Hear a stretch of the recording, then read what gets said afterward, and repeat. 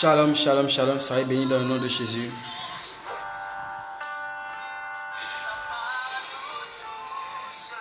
J'ai besoin de toi.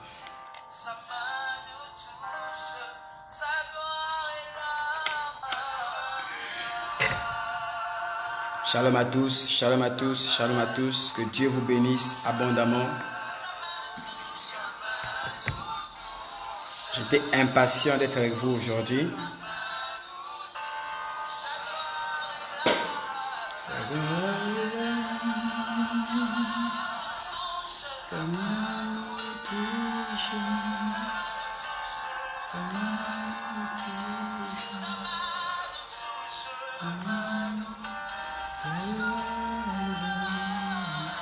Connectez-vous et partagez la vidéo.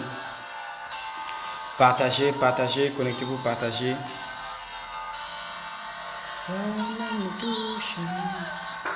Alima, comment tu vas? Tu as bien dormi, j'espère.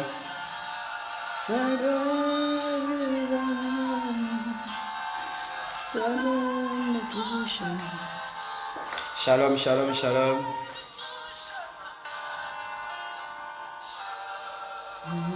Bonjour, Gilles Bekale, comment tu vas? Tout le monde se porte bien. Bonjour à vous, bonjour à vous. Nous voici pour notre troisième rendez-vous de la semaine, généralement. Mais cette semaine, c'est notre cinquième rendez-vous. Donc, on était ensemble mardi, on était ensemble jeudi, on était ensemble vendredi, toute la nuit. On était ensemble hier, samedi, pour une parole qui, je crois, a aidé quelqu'un, a béni quelqu'un. Et nous voici ce dimanche pour le dernier rendez-vous de la semaine. Je tiens à préciser que 3 personnes m'ont déjà écrit, par rapport au programme de samedi. Comme vous le savez, j'ai proposé que voilà, samedi on puisse se retrouver. Si possible, si ça vous dit, sur Zoom. Que samedi on puisse se retrouver sur Zoom. Bonjour Sylvia. Elle m'a dit plus ou moins. Que samedi on puisse se retrouver sur Zoom pour des entretiens, des questions-réponses, un suivi. Shalom Peggy, sois béni dans le nom de Jésus. Alors partagez.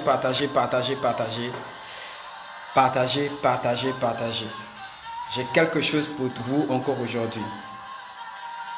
Yes. Alors, qui a été béni hier? Dites-moi un peu. Qui a été béni hier? Qui a été touché, qui a été transformé par le message d'hier?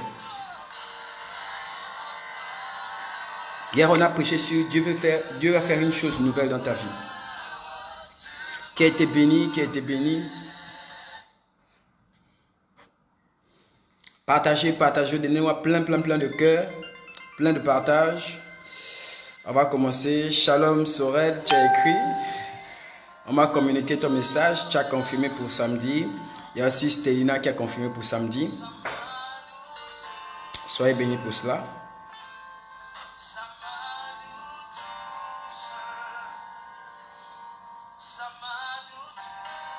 Saluez-vous les uns les autres, hein?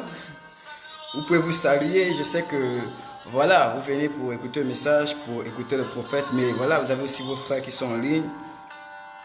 Il y a Sorel qui vous fait un coucou à tous. Shalom.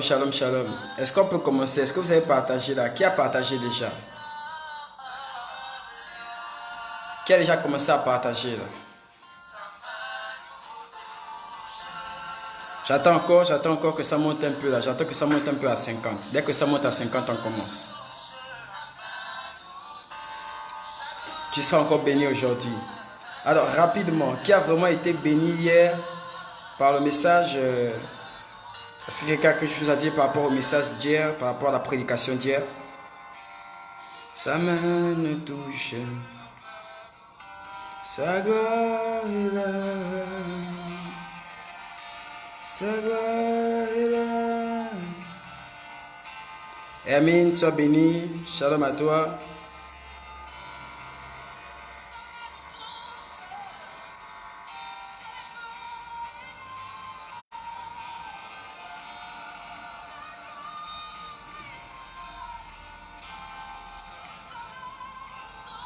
Alors je tiens à m'excuser auprès de certaines personnes, des personnes qui devaient communiquer avec moi hier.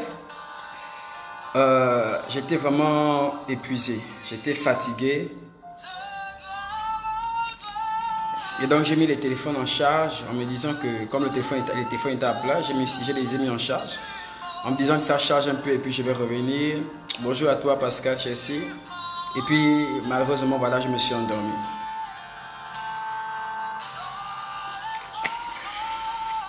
J'attends 50 personnes, hein. Il n'y a que 23 là, j'attends 50 personnes. Donc partagez, c'est à vous de faire monter le chiffre à 50.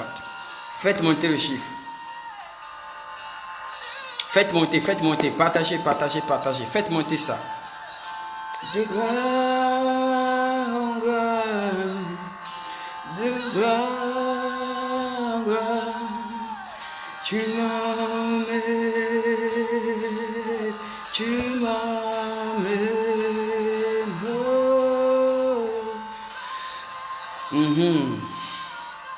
Comment vous allez? Vous avez bien dormi? Ok, Priscilla, tu as partagé. Sylvie a partagé.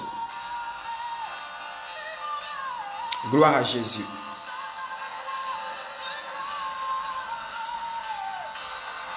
Amen, Alima. Amen. Amen, Alima. Amen. Sois béni pour cela.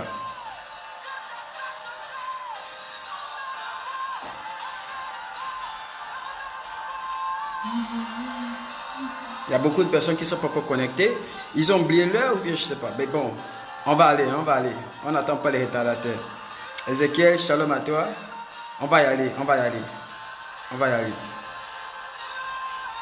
Est-ce que tu es prêt? Est-ce que tu peux te mettre dans la présence de Dieu maintenant? Are you ready? Est-ce qu'il y a des aigles ici ce matin?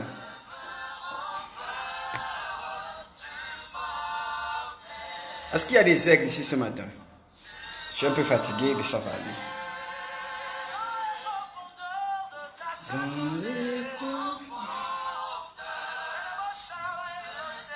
J'ai les cernes même,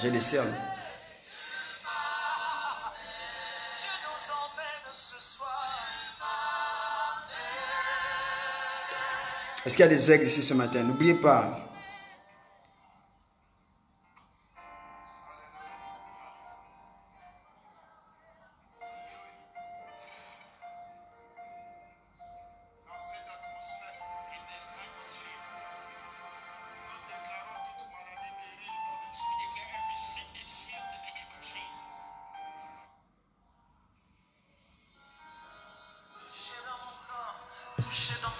Alors je vais commencer, alléluia. Maintenant dans la présence de Dieu, commence à prier. Prie là où tu es. Et Amine, sois béni. Prie là où tu es.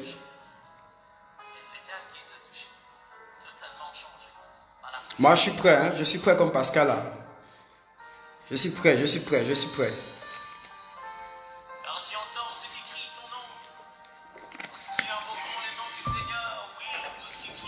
Il y a des aigles. Yes. On est prêt à prendre l'envol là. Dites aux retardataires de se connecter. On va prendre notre envol là. C'est fini, on va partir.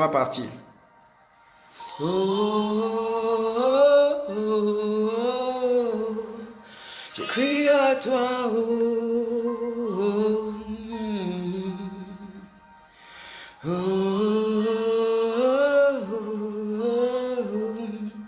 Je crie à toi.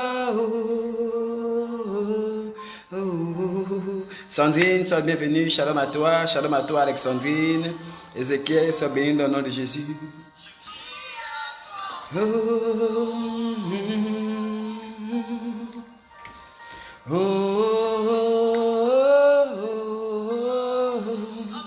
Je crie à toi. Bonjour Alexandrine, comment tu vas? Vous avez commencé à partager. Cédric est arrivé, Wilfried est arrivé. Shalom, Sandrine. Shalom à toi, Wilfried. Partagez. Donnez-moi plein de cœur. On va clôturer aujourd'hui avec le thème des dimanches, comme vous le savez. Transformation totale de Jacob à Israël. Hey! My God. Jesus. Rakatayaba soto rokoto yobobo. Bien connecté 5 sur 5. Ok, d'accord, on va y aller. J'attends que ça monte encore un peu. J'attends encore 5 personnes, 5 retardataires qui se veulent. Ok, ça ne fait que monter, ça ne fait que monter. Gloire à Jésus.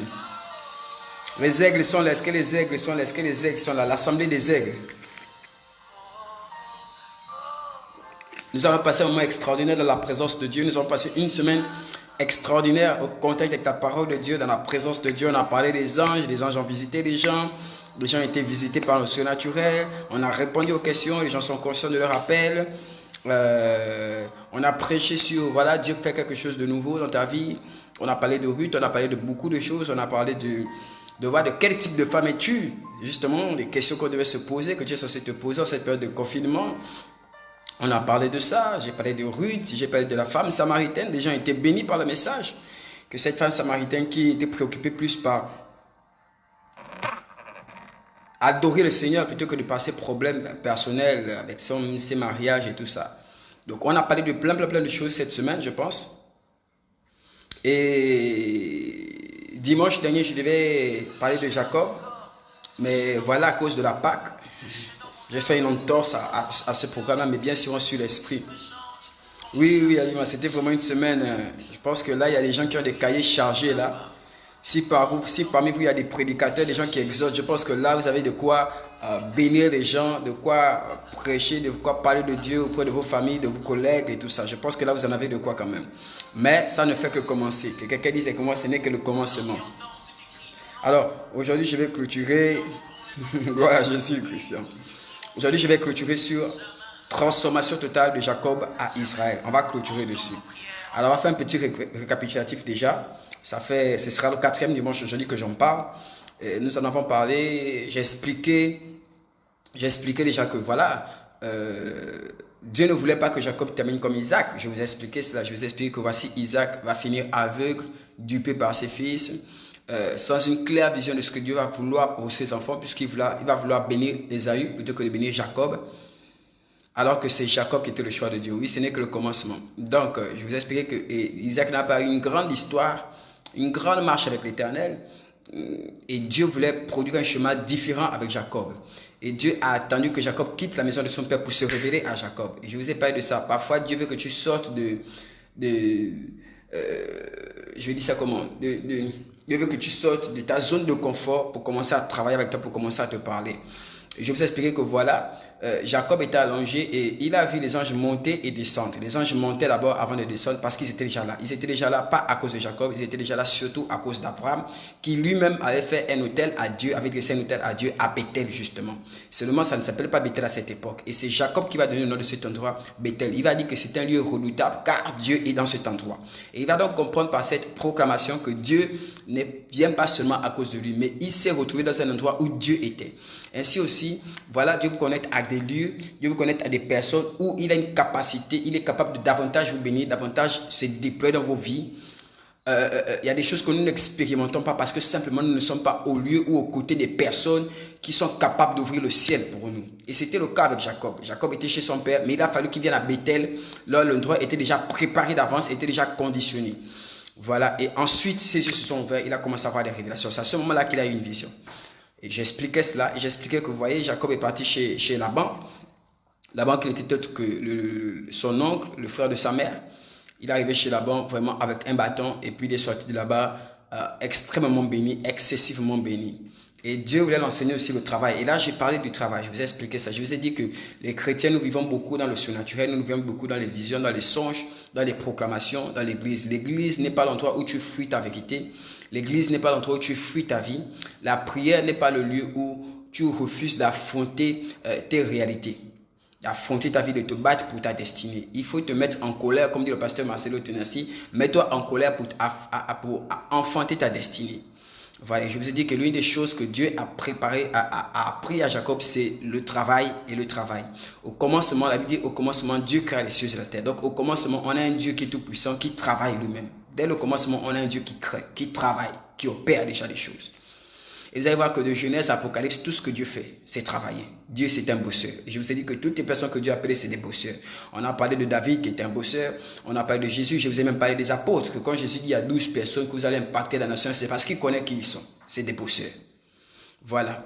Donc, nous, en tant que chrétiens, on doit aimer le travail, on doit aimer l'effort, on doit savoir que ce n'est pas parce qu'on a Jésus qu'on n'aura plus d'efforts à fournir. Non, il y a toujours des efforts à fournir. Dieu aime des guerriers, Dieu aime les vaillants. Il nous appelle, nous sommes des héros, nous sommes des guerriers du Seigneur. La Bible parle de nous comme étant des soldats. Nous sommes des soldats, effectivement. Et donc, on a parlé de cela. Et je vous ai dit qu'avant d'aller affronter l'ange, il a dû se battre. En plus de la bagarre, je vous ai parlé de l'intelligence et de la sagesse. Je vous ai dit que voilà, il a failli être dupé. Il n'a pas été sage. Il n'a pas été sage, il manquait beaucoup de sagesse, beaucoup d'intelligence. Notamment dans son mariage, il s'est fait duper à cause de ce manque de sagesse. Et voilà que pour sortir de chez là-bas, Dieu est obligé de travailler avec lui le domaine de la sagesse et de l'intelligence. Et je vous expliquais qu'il y a des choses que vous avez perdues, il y a des problèmes dans lesquels vous vous êtes trouvés à cause du manque de sagesse. À cause du manque de sagesse, à cause du manque d'intelligence. Je vous ai expliqué cela. Ok, on va continuer. Et thank you Jesus. Et donc aujourd'hui, je vais clôturer sur quelques éléments encore des enseignements que tu peux tirer de l'histoire de Jacob pour que Dieu opère en toi une transformation totale de Jacob à Israël. Jacob est la matière première, Israël est le produit fini. Il y a tous un Jacob en nous que Dieu transforme en Israël. Donc on a un peu parlé de ça selon ceux qui veulent revoir le message. Allez-y sur notre compte YouTube ou sur notre page Facebook dénommée Centre International des Disciples de Christ. Amen, amen, amen, amen. Est-ce que tu es prêt aujourd'hui maintenant? Est-ce que tu es prêt? Donne-moi un amen, on va commencer maintenant. Donne-moi un amen et on va commencer maintenant. Donne-moi un amen. Donne-moi un amen et puis on va commencer. Père, je te bénis, je te rends grâce pour ces temps. Prends le contrôle par ton esprit. Élève-toi, ô Saint-Esprit, glorifie le nom de Jésus. Viens glorifier le nom de Jésus dans nos vies. Viens glorifier le nom de Jésus dans nos ministères. Viens glorifier le nom de Jésus au quotidien. Viens glorifier Jésus. Viens glorifier Jésus. Seigneur Jésus, nous avons besoin de toi. Reçois la gloire, le règne, la puissance au siècle des siècles. Amen. Shalom à toi, Amaris. Sois béni dans le nom de Jésus. Amen, amen, amen, amen, amen, amen, amen. Alors, rapidement, on va aller dans le livre de Genèse au chapitre 28. Jacob est la matière première, Israël est le produit fini. Donc, on va avancer simplement. Je ne vais pas revenir là-dessus, d'accord? Je ne vais pas revenir sur ce qui a déjà été dit, sur ce qui a déjà été fait. On va simplement avancer. On va avancer, on va avancer. Donc, on va dans le livre de Genèse au chapitre 28. Lis avec moi Genèse au chapitre 28. Alors, l'une des choses que vous devez comprendre. Ok.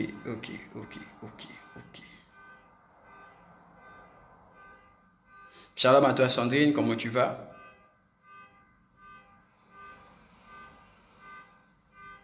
Elle dit, avant d'aller dans Genèse 28, amen, amen, amen, amen, amen. Avant d'aller dans le Genèse chapitre 28, je vais lire Genèse 33. Genèse 33. Donc on a deux versets, là on a Genèse 28 et Genèse 33. Donc je vais aller rapidement lire dans Genèse 33. Ok. C'est la rencontre entre Jacob et Ésaü. Je vais te montrer quelque chose. La rencontre entre Jacob et Ésaü dans Genèse au chapitre 33. La Bible dit, Jacob scruta l'horizon et aperçut Ésaü qui arrivait avec 400 hommes. Alors il répartit ses enfants entre Léa, Rachel et des deux servantes. Il plaça en tête les servantes et leurs enfants, puis Léa et les siens derrière eux, et finalement Rachel et Joseph. Lui-même passa devant eux. Il se prosterna 7 fois. La Bible dit, il se prosterna 7 fois. Jusqu'à terre, avant d'arriver devant son frère. 7 fois Jacob, qui avait été béni par Dieu. Jacob qui est le choix de Dieu. Jacob qui est celui que Dieu aimait. 7 fois, lorsqu'il a vu son frère, il s'est prosterné en avançant vers lui. Il se prosterne, il avance encore un peu, il se prosterne, il avance encore un peu, jusqu'à ce qu'il arrive à ses pieds. 7 fois, il s'est prosterné. Avant d'arriver devant son frère. Verset 4. Ésaü courut à sa rencontre et prit dans ses bras, se jeta à son cou et l'embrassa. Tous les deux se mirent à pleurer. Verset 5. Puis Ésaü leva les yeux et vit les femmes et les enfants. Qui sont ceux-là qui sont avec toi? Demande-t-il. Jacob répondit, ce sont là les enfants que Dieu dans sa grâce a donnés à ton serviteur. Jacob dit lui-même il vient devant Ésaü comme un serviteur. Pas comme un roi, pas comme un seigneur, pas comme un conquérant, mais comme un serviteur. Ok. Je vais continuer. Verset 6. Les servantes s'approchèrent avec leurs enfants et se prosternèrent eux aussi. Toute la famille de Jacob s'est prosternée devant Ésaü. Puis Léa et ses enfants vinrent se prosterner et enfin Joseph et Rachel. Tous se sont prosternés, depuis les serviteurs jusqu'à Jacob lui-même. Tout le monde s'est prosterné devant Ésaü. Je suis sûr que tu parles à quelqu'un, je t'amène quelque part. Ésaü demanda, que veux-tu faire avec tout ce camp que j'ai croisé? Il y a plein de présents qui ont précédé Jacob. Ésaü demanda, mais tu veux faire quoi avec tout ça? Jacob répondait, c'est un cadeau pour obtenir la faveur de mon Seigneur. Il appelle Ésaü mon Seigneur. Il dit, c'est un cadeau pour obtenir ta faveur. Pour trouver grâce à tes yeux. Toi qui es mon Seigneur, moi je suis ton serviteur. Verset 9, Ésaü répond, j'ai beaucoup de bien mon frère, dit Ésaü, garde ce qui est avec toi. Voilà la réponse d'Ésaü. J'ai tellement de bien, Dieu m'a trop béni. Verset 10, non, dit Jacob, je t'en prie, si j'ai obtenu ta faveur, accepte mon présent. Car je t'ai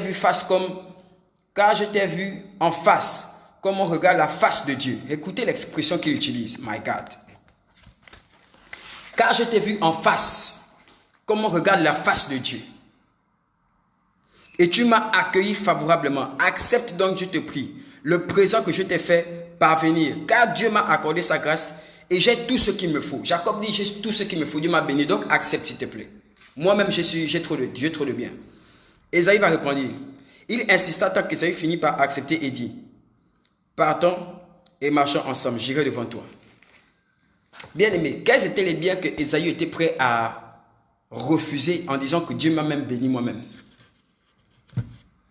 Les biens c'était, tu vas lire ça dans Genèse au chapitre 32.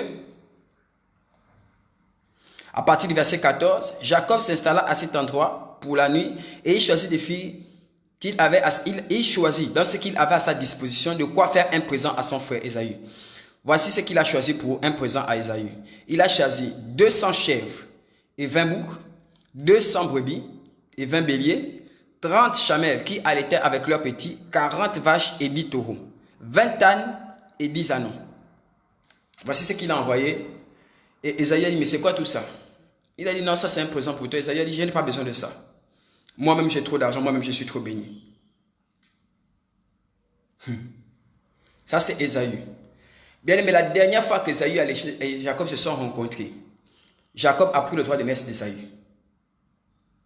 Les parents d'Ésaü n'aimaient pas les femmes d'Ésaü parce qu'Ésaü était marié à des Cananéennes. Et ces Cananéennes-là causaient de la peine à Isaac et à la mère d'Ésaü et de Jacob, Rebecca. Si vous lisez l'histoire.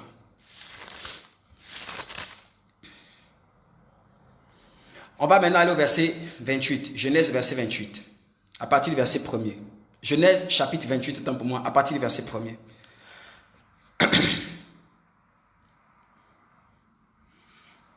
Vous êtes là? Je vais même lire à partir du verset, chapitre 27, à partir du verset 46. Le dernier verset du chapitre 27. Rebecca alla dire à Isaac, je suis dégoûté de la vie à cause de ces femmes hittites. Si Jacob épouse aussi une de ces filles de ce pays, cela ne vaut plus la peine que je vive. Verset chapitre 28. Alors Isaac appela Jacob et le bénit et lui donna cet ordre. Tu n'épouseras pas une Cananéenne. Mets-toi en route. Va à Padan Aram, chez Bethuel, ton grand-père maternel, et prends une femme de là-bas parmi les filles de ton oncle Laban. Le Dieu Tout-Puissant te bénira. Il te donnera des enfants et il rendra tes descendants nombreux et tu deviendras l'ancêtre d'un plus grand nombre de peuples. Il te transmettra la bénédiction d'Abraham à toi et à ta descendance, afin que tu hérites le pays dans lequel tu habites en émigrant et que Dieu a donné à Abraham. Verset 5. Jacob envoyé par son père partit donc pour Padan Aram et il se rendit chez Laban, fils de Bethuel l'araméen, et frère de Rebecca sa mère et celle d'Ésaü. Ésaü vit qu'Isaac avait béni Jacob et qu'il l'avait envoyé à Padan Aram pour y trouver une épouse. Et quand le bénissant, il lui avait ordonné de ne pas épouser une fille du pays de Canaan, et que Jacob avait obéi à son père. et à sa mère, et qu'ils étaient partis pour Padan Rama. Il comprit alors que les filles de Canaan étaient mal vues de son père. Ésaü se rendit chez Ismaël, fils d'Abraham, et épousa en plus des autres femmes sa fille Malatat, la sœur des Nébaïotes. Amen. On a beaucoup lu, n'est-ce pas? On a beaucoup lu. C'est bon, tu peux fermer ta Bible. Alors, j'ai lu 2 versets. J'ai d'abord lu la fin pour vous dire ce qui se passe quand Ésaü raconte Jacob. Quand Jacob vient devant Ésaü, Jacob se prosterne 7 fois. La Bible dit que Dieu aimait Jacob, il a haï Ésaü. Mais celui qui avait été détesté par Dieu, c'est devant celui-là que celui qui est aimé par Dieu en train de se prosterner. La Bible enseigne que c'est Jacob qui a été béni, qui a pris la bénédiction d'Abraham. Mais celui qui a la bénédiction d'Abraham vient se prosterner comme un serviteur devant Ésaü. Et il dit, je viens vers toi parce que je suis devant toi comme si ta face c'est comme la face de Dieu. Il est en train de dire que Ésaü est quelqu'un d'important. Ésaü est devenu aussi puissant que Jacob. Est-ce que quelqu'un me suit? Je vais te donner un enseignement, c'est une des premières que je vais donner aujourd'hui. Pourquoi quelque chose de pareil s'est produit? Alors qu'à première vue, Shalom, comment tu vas? Ésaü n'était pas censé réussir, plus que tout porte à croire dès le commencement de son histoire que les choses allaient mal se passer. Déjà, quand il est dans le ventre, Jacob tenait son talent. Déjà, Dieu l'avait déjà détesté dans le ventre et il avait aimé Ésaü. Et Jacob, autant pour moi, il avait déjà vendu son droit de naissance, il avait méprisé le droit de naissance et Dieu s'est fâché contre lui. Il avait été dupé par son frère et son frère a pris la bénédiction. Donc tout portait à croire que les choses allaient mal se passer. Et même encore, il épousait des femmes étrangères alors que ses parents étaient contre. Donc le commencement d'Ésaü, c'était très mal déroulé. On s'est dit qu'à la fin, ce sera aussi pareil. Mais Ésaü est devenu une grande nation. Ésaü est devenu une grande puissance au point où Jacob, l'héritier d'Abraham, Jacob, le choisi de Dieu, se prosterne devant lui et toute sa famille. Jacob vient avec des présents. Ésaü dit, je n'en ai pas besoin. Moi aussi, Dieu m'a béni. Écoutez les présents qu'il rejette, qu'il ne veut même pas avoir. Jacob est devant Ésaü comme un serviteur et Ésaü est devant comme le maître. Pourquoi cette chose s'est produite? Pour une raison simple qui se retrouve dans Genèse au chapitre 28 et que je vais te communiquer ce matin. Shalom à toi Géna, shalom à toi, mon épouse est connectée, ni de Pétrolongon, elle est là, elle regarde. Shalom à toi Maryse. La Bible dit dans Genèse au chapitre 28 que lorsque Ésaü écoutait, il s'est rendu compte que il a examiné sa vie, que pourquoi je vais de malheur en malheur, pourquoi toutes ces choses se sont passées. Et il s'est rendu compte que Isaac a béni Jacob et a dit à Jacob, va dans le pays de Laban, trouve-toi une femme. Et Ésaü a compris que donc les épouses que j'avais là, c'était un problème entre mes parents et moi. Ces épouses font ce que mes parents ne m'apprécient pas, que ma mère ne m'apprécie pas. C'est en train de me bloquer quelque part. Il y a quelque chose qui me bloque par rapport aux épouses que j'ai. Et il va prendre une décision lui-même. Il ne va pas aller consulter ses parents. Il va voir ce qui s'est passé. Et il va prendre une décision pour changer sa vie, pour changer son histoire, pour changer sa destinée. La Bible dit qu'il va aller chez Ismaël. Ismaël est le fils d'Abraham et le frère d'Isaac. Ismaël et Isaac ont été éduqués par Abraham à servir l'Éternel, le Dieu seul. Et Ismaël a inculqué cet enseignement, cette alliance avec Dieu à ses enfants. Et donc, Ésaü qui va chez Ismaël, il sait que chez Ismaël, il va trouver des femmes de la nature. Alléluia. Que ses parents aiment et que l'Éternel aime également. Et il va chez Ismaël, là-bas il prend une femme en plus des femmes qu'il a déjà. Il a commencé à rectifier le tir. Il a commencé à changer les choses qui en lui le condamnaient. Les choses qui en lui l'accusaient. Les choses qui dans sa vie l'empêchaient de prospérer. Les choses qui dans sa vie mettaient un frein avec lui et Dieu. Il a commencé à changer ça. Il a commencé à transformer ça. Parce qu'il a vu ce que Isaac avait déclaré sur Jacob et que Jacob avait obéi. Il a compris que quand on parle à Jacob, Jacob obéit. Jacob s'exécute. Moi aussi, je vais changer. Je vais commencer à obéir. Même si c'est lui qu'on a dit, je vais m'associer à cette parole-là. Je vais me connecter à cette parole-là. Et moi aussi, je vais pratiquer ça. Et s'il va être béni dans ce qu'il va faire, alors moi aussi, je serai béni dans ce que je vais faire. Parce que je me connecte à cette instruction-là. Il y a une transformation totale.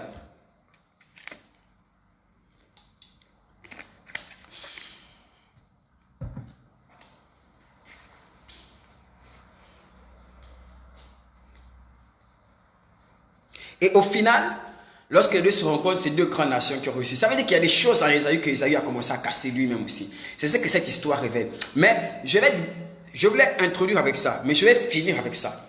Laisse-moi revenir. Regardons un peu. C'est pour les aigles, n'est-ce pas? C'est pour les aigles. On m'a dit qu'il y a des aigles.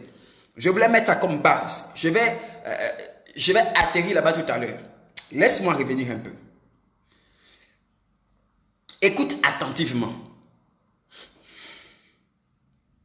Est-ce qu'il y a des aigles? Je veux que les gens disent, est-ce qu'il y a des aigles? Est-ce qu'il y a des aigles ici? Les aigles, montrez-vous, montrez-vous, montrez-vous. Partagez, partagez, partagez, partagez, partagez.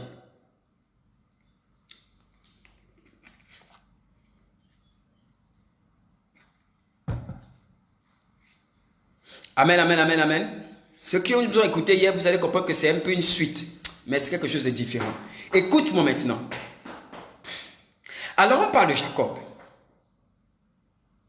Un fils à papa. Qui a grandi aux côtés de sa mère, sous les robes de sa mère, sous les jupons de sa mère. Un fils à maman. Un enfant qui reste dans les tentes. Alors que tous les garçons sont des chasseurs, sont des vaillants guerriers, sont des gladiateurs et tout ça. Alors qu'Ésaü construit déjà des maisons. Ésaü bâtit déjà des villes. Jacob est toujours à la cuisine. Il s'est préparé parce qu'il grandit avec sa mère. Il est tellement protégé par ses parents. Parce que Isaac est grandi comme ça là. Et donc Isaac a reproduit ça. Nous reproduisons ce par quoi nous-mêmes nous sommes passés. C'est ce que nous reproduisons nous-mêmes. Et donc Isaac est en train de reproduire ça auprès de son fils Jacob. Pourquoi? Parce que c'est ce que Abraham a fait avec lui. Mais pourquoi Abraham a fait ça avec lui? N'oubliez pas que Abraham a quitté la maison de son père et il a dû s'en sortir tout seul. Très tôt, il a quitté la maison de son père. Très tôt, il a dû s'en sortir tout seul. Il a dû se débattre tout seul. Il a dû se débrouiller tout seul, sans enfant, sans son père pour le conseiller. C'est Dieu qui a été son père pendant tout son voyage. Et il a appris beaucoup de choses. Et il était à l'attente d'un fils pour communiquer ce qu'il a transmis. Et dès qu'il a un fils qui s'appelle Ismaël, Dieu dit, écoute ta femme et chasse l'enfant. Donc Jacob se trouve encore seul. Il a voulu être un père pour l'autre, mais l'autre et lui ont dû se séparer. Au point, lorsqu'il a appris, regardez l'amour paternel qui était en Abraham. Lorsqu'il a appris que l'autre était en danger, il allait faire la guerre avec les rois pour sortir son fils Lot. Regardez l'amour paternel qu'il avait. Voilà pourquoi c'est le père. Abraham, c'était un père. Père ici, ce n'est pas seulement parce que tu as des enfants. Père ici, c'est pas seulement parce que tu as un âge. Père, c'est comme un appel. C'est quelque chose, c'est comme un titre spirituel. Tu travailles à l'intérieur de soi comme ça. C'est comme mère. Ce n'est pas celle qui enfante qui automatiquement, qui est une mère. Écoutez. Je peux te dire quelque chose à quelqu'un ici là. C'est pas parce que tu as mis au monde que tu es une mère. Il y en a qui mettent au monde mais qui n'ont pas la nature de mère, qui n'ont pas l'attitude d'une mère, qui n'ont pas le cœur d'une mère, qui n'ont pas le comportement, les paroles d'une mère. Il y en a qui n'ont pas enfanté, mais qui ont été travaillés par Dieu. Leur cœur, c'est le cœur de mère. Elles aiment tout le monde, elles soutiennent tout le monde, elles sont toujours, elles se débrouillent. Ce n'est pas le fait de se reproduire qui fait de toi une mère ou qui fait de toi un père. Il y a plein d'hommes qui ont fait des enfants, mais qui n'ont pas été pères pour autant. Donc Abraham était un père dans l'âme. Et lorsqu'Isaac est venu, tout cet amour paternel qui était contenu en lui, tout cela s'est sorti brusquement. Il a surprotégé son fils. Et le fils a grandi comme quelqu'un qui avait un grand appel, qui avait un grand avenir, mais qui n'a pas pu accomplir de grandes choses. Pourquoi? Parce que son père avait tout fait pour lui, parce que son père le protégeait, sa mère était là. C'était l'enfant que les parents ont eu à la fin de leur vie, que les parents ont eu très vieux. Vous savez ça, quand un papa a eu un enfant à un certain âge, l'enfant là, personne ne peut le toucher dans la famille. N'essayez même pas. Vous savez ces choses-là. Vous vivez ces choses-là. Et c'était comme ça qu'était Isaac. Je vous ai expliqué que même la femme, c'est même pas lui qui a choisi sa femme. Vous imaginez, vous êtes à la maison, ton père va chercher une femme, il paye la dot, et puis tu te réveilles le matin, tu joues à la PlayStation, parce qu'aujourd'hui maintenant c'est la PlayStation, tu joues à la PlayStation, et puis ton père t'amène la femme là, il te dit voici ta femme, voici l'argent, on a déjà doté, elle est d'accord, voici les maisons, fais comme tu veux. Il y a des enfants comme ça, Isaac était comme ça. Vous voyez aujourd'hui les fils à papa, les fils à papa, ça n'a pas commencé maintenant, Isaac était comme ça. Et donc Isaac a reproduit ça avec Jacob. Et n'oubliez pas que Rebecca, elle-même, l'épouse d'Isaac, elle-même, elle est partie en mariage très tôt. C'était une jeune femme qui est partie en mariage. Elle est partie en mariage dans une nation où ses parents n'étaient pas là, ses frères n'étaient pas là. Donc, très jeune, elle a coupé le pont avec sa famille pour épouser une autre famille, aller en mariage là-bas. Donc, quand elle a eu son propre fils, hey my God, elle aussi, elle s'est attachée à lui. Donc, voici deux parents surprotecteurs. Et Dieu a vu ça. Bien, mais je vais te dire que tu n'es pas un meilleur parent que Dieu. Tu n'es pas un meilleur parent que Dieu. Il n'y a pas un meilleur père au monde que Dieu. Tu ne peux pas aimer tes enfants plus que Dieu t'aime ou bien que Dieu aime ses enfants. Dieu nous aime, regardez comment il travaille. Fais attention au traitement que tu as avec tes enfants.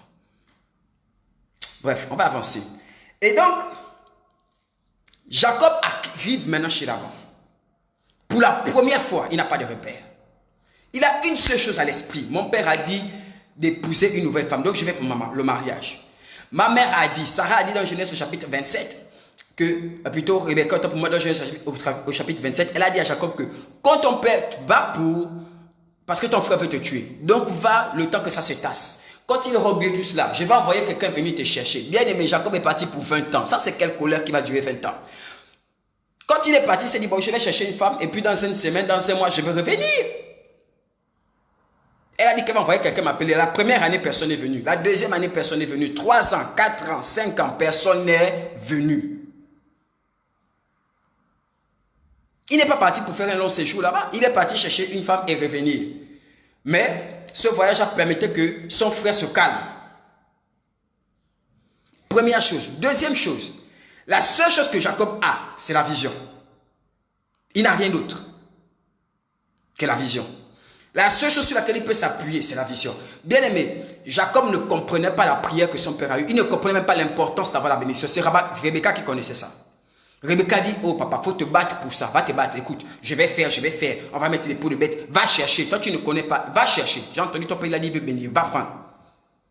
Donc, quand Jacob, le père, est en train de prier, Jacob ne comprend pas. Il sait que bon, papa prie pour moi. Ok, mais c'est tout. Est-ce qu'il est devenu plus grand? Est-ce qu'il est devenu plus fort? Est-ce que l'argent a apparu? Non. Après, il s'est levé, il est parti.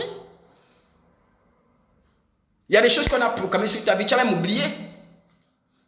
Donc, quand Jacob se retrouve chez Laban, ne vous dites pas qu'il pense toujours à la parole de son père là tout le temps. Il a oublié. Il a d'autres réalités maintenant. Il doit être mal dans sa peau parce qu'il n'a jamais été séparé de ses parents. Il doit se trouver dans un pays où il doit travailler. Alors qu'il n'a jamais connu ça. Là-bas, il était chouchouté. Là-bas, il était chéri. Là-bas, il ne faisait rien. Il restait à la cuisine, on apportait à manger. Il avait les serviteurs. Chez là-bas, maintenant, il doit tout refaire. La première chose que je vais te dire, bien aimé, c'est parce qu'on lit ça comme ça, on ne comprend pas ce qui s'est passé dans la tête de Laban. Vous-même, vous avez des enfants qui partent à l'étranger pour les études.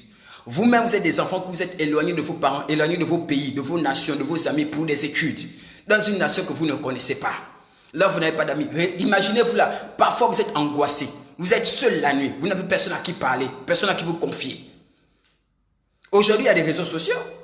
Aujourd'hui, il y a Internet. Jacob avec qui? Pour contacter sa mère. Pour dire, maman, tu me manques, je vais juste entendre le son de ta voix. Ta cuisine me manque, maman. Quand tu préparais l'agneau, là, c'était magnifique. Mon frère Esaïe me manque, même s'il était fâché, mais j'ai envie de le tendre, j'ai envie de l'écouter. Ça fait trop longtemps. Là, je sais que là, Jacob n'avait rien, il n'est pas Facebook. Il n'est pas WhatsApp. Pour communiquer, pour appeler les gens, appel vidéo. Il n'avait pas ces choses-là. Il devait souffrir comme ça. Et il devait accepter ça pour que Dieu transforme sa destinée. Je vais parler à quelqu'un ici, là. Est-ce qu'il y a des aigles ici? Regardez les aigles. Vous pensez que je dis les aigles, c'est parce qu'on voit seulement. Ce n'est pas parce qu'on voit seulement. C'est parce que tu es censé voir, que Dieu te révèle les choses, que Dieu te montre les choses, qu'on est seulement des aigles. C'est parce qu'on vole très haut que nous sommes des aigles. On est des aigles pour autre chose. Regardez la maman des aigles. Regardez la mère aigle. La mère aigle, lorsqu'elle a des œufs, elle les protège. Elle les couvre. Elle communique sa chaleur pour que les œufs puissent arriver à maturité, pour que les œufs puissent éclore. Il faut qu'elle soit là, elle couvre les œufs. Il faut qu'il y ait des chaleurs. Elle va pêcher, elle va prendre des vers, elle va prendre des poissons, elle va les nourrir, elle va manifester de l'affection pour les enfants, elle va les protéger, elle va les surprotéger même. Elle les aime plus que tout. C'est une période où vraiment ses enfants sont sensibles. Elle ne peut plus faire des choses comme elle veut. Elle donne tout son amour à ses enfants. Protection. Amour, chaleur, elle les nourrit à même le bec, à même la bouche. Les enfants sont là, en sécurité, protégés, débordant d'amour maternel. Après, la mère fait quelque chose. Elle prend les enfants, elle les met dans un endroit très élevé, sur une très haute montagne. Elle les soulève un à un, avec tout son amour, toute la protection qu'elle a pour eux. Et elle les jette au-dessus de la montagne. Elle les balance. Tout de suite, les gens peuvent se dire que maman est fou. Maman est folle, le temps pour moi. Maman est folle, elle n'est même pas. Comment elle peut faire ça? Comment tu peux permettre ça? Maman, pendant que les glands chutent. Et ma mère m'a abandonné. Ta mère ceci. Oh machin, machin. Oh pasteur, oh pasteur. Mais pendant que l'enfant chute, l'enfant se bat. L'enfant se bat. Il panique, mais il se bat. Il se demande qu'est-ce qui se passe. Je n'ai pas connu ma mère comme ça. Comment elle peut m'abandonner? La mère ne plonge pas pour rechercher l'enfant. La mère attend. Elle reste sur place. Elle ne bouge pas. Et dans cette bataille, pendant la chute, l'enfant arrive à voler. Et il va retrouver sa mère. La mère ne plonge pas. L'enfant arrive à voler. Pourquoi elle fait ça? Elle fait ça parce que simplement, les ailes de l'aigle ne vont pas se développer tant que l'aigle est dans la sécurité. Parfois, il faut qu'il soit jeté du haut d'une montagne. Sinon, ses ailes n'apprendront jamais, n'auront jamais la force suffisante pour voler. Et il ne sera jamais autonome. C'est une leçon que Dieu a donnée à Jacob, mais qu'on retrouve chez les animaux. Qu'on retrouve chez les animaux. La Bible dit que la nature doit vous enseigner.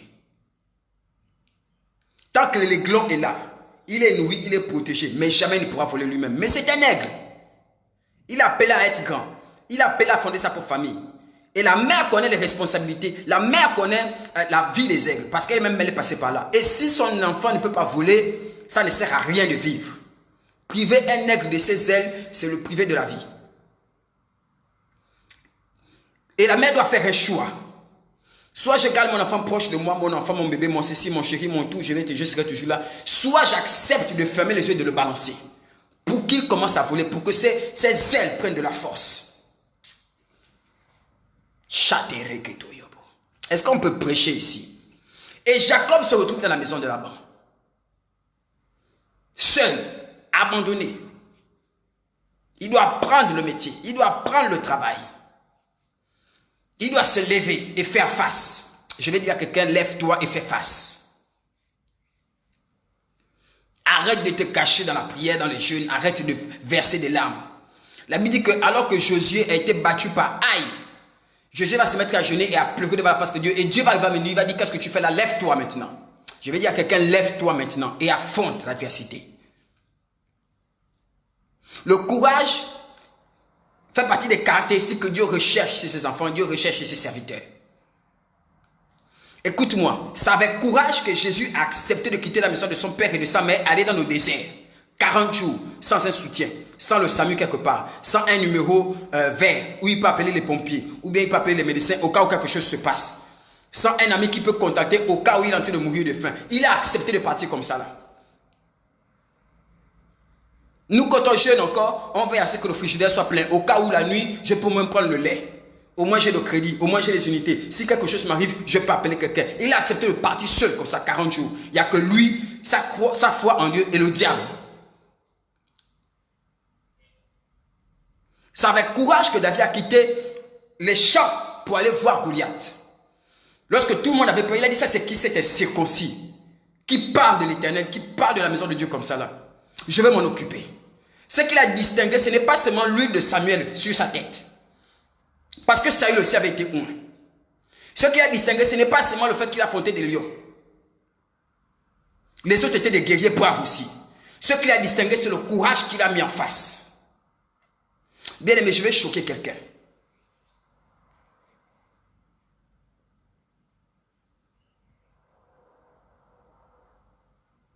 Lorsqu'un chrétien, jeune homme, jeune femme, décide de braver sa vie, braver entre griffes le bonheur qu'elle avait, dans la vie qu'elle avait, entre griffes bonheur, hein, de se priver de toutes les joies là, alors que toute sa famille, tous ses amis, sa génération vit de ça. Elle se prive de ça. Pourquoi un Dieu qu'elle n'a pas vu, qu'elle n'a jamais rencontré? Il n'a jamais entendu le son de sa voix. Il n'est jamais venu au Gabon chez nous. Il a visité une autre nation à une autre période. Croire en ce Dieu-là. Et toute sa vie est concentrée là-dessus. Bien aimé, il faut du courage. Il faut du courage quand un prophète entend une parole. Il ne sait pas d'où il vient. Et puis il dit, Dieu me dit que toi, femme, tu as ceci, tu as cela, tu as ceci, tu as cela. Il faut du courage. La vie en Christ, c'est une vie de courage. Bien aimé, il faut du courage pour réussir. Il faut du courage pour avancer. La misère, l'échec auront toujours des copains. La misère sera toujours beaucoup fréquentée. Elle aura toujours beaucoup d'amis. Si tu es quelqu'un de simple, quelqu'un de toléré, quelqu'un qui ne fait pas trop de vagues, que tout le monde accepte, sois comme les autres. Fonds-toi dans la masse. Je vous salue Marie, je vous salue Marie. Vas-y, fais-le, je vous salue Marie. Tu seras comme les autres. Maison, église, maison, église. Je ne veux pas trop me montrer à l'église. Je ne veux pas trop servir. Je veux juste être là dans mon coin. De temps en temps, je vais le dimanche. Je fais ma petite offrande de 1000 francs chaque dimanche et tout. Fais comme les autres. Mais il faut du courage pour réussir. Et il fallait du courage pour Jacob afin de tenir dans la maison de Laban.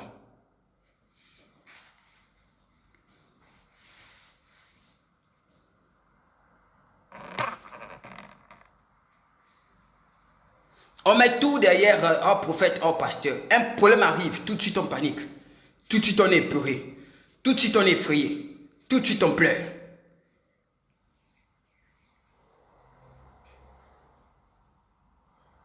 Est-ce que je parle à quelqu'un ici?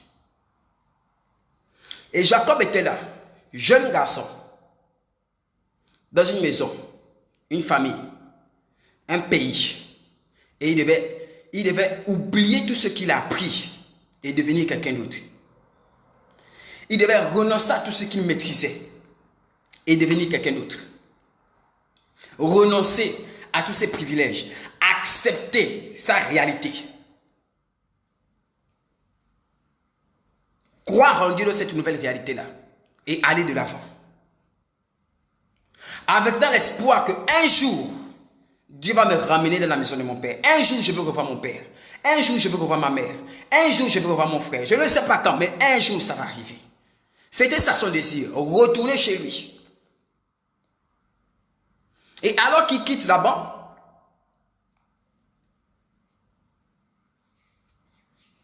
voilà qu'il apprend que son frère vient pour le tuer. Il va et il envoie des présents pour son frère, mais il affronte maintenant Dieu. Il vient de se battre 20 ans chez Laban. À peine sorti, il a un autre conflit. Le frère veut le tuer. À peine il tourne le dos à ce conflit, il va chercher, il doit se battre contre un ange. À peine. Regardez la succession des événements. Et la Bible dit l'ange a résisté, Jacob a résisté toute la nuit. Chérie.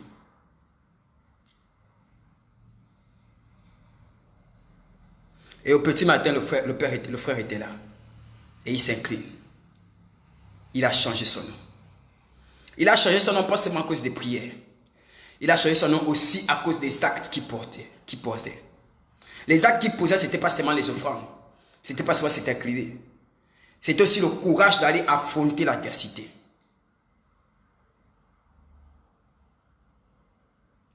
Le succès va toujours engendrer le mépris, bien-aimé. Vous savez, il y a des chrétiens qui veulent toujours plaire à tout le monde. Il y a des gens qui sont comme moi, on n'aime pas les conflits. Quand il y a un conflit, j'esquive. On veut plaire à tout le monde. On ne veut pas, on refuse que quelqu'un nous déteste, on refuse que quelqu'un ne nous aime pas. Le succès engendre le mépris.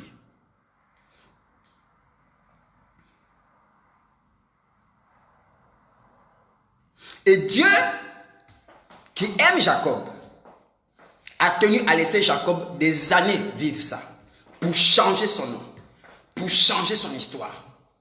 Et Jacob sait que là où il est là, Dieu est avec lui, parce que Dieu lui a fait une promesse. Mais 20 ans après la promesse faite par Dieu à Bethel, 20 ans après, Jacob ne voit toujours pas les fruits. Il ne voit toujours pas le fond.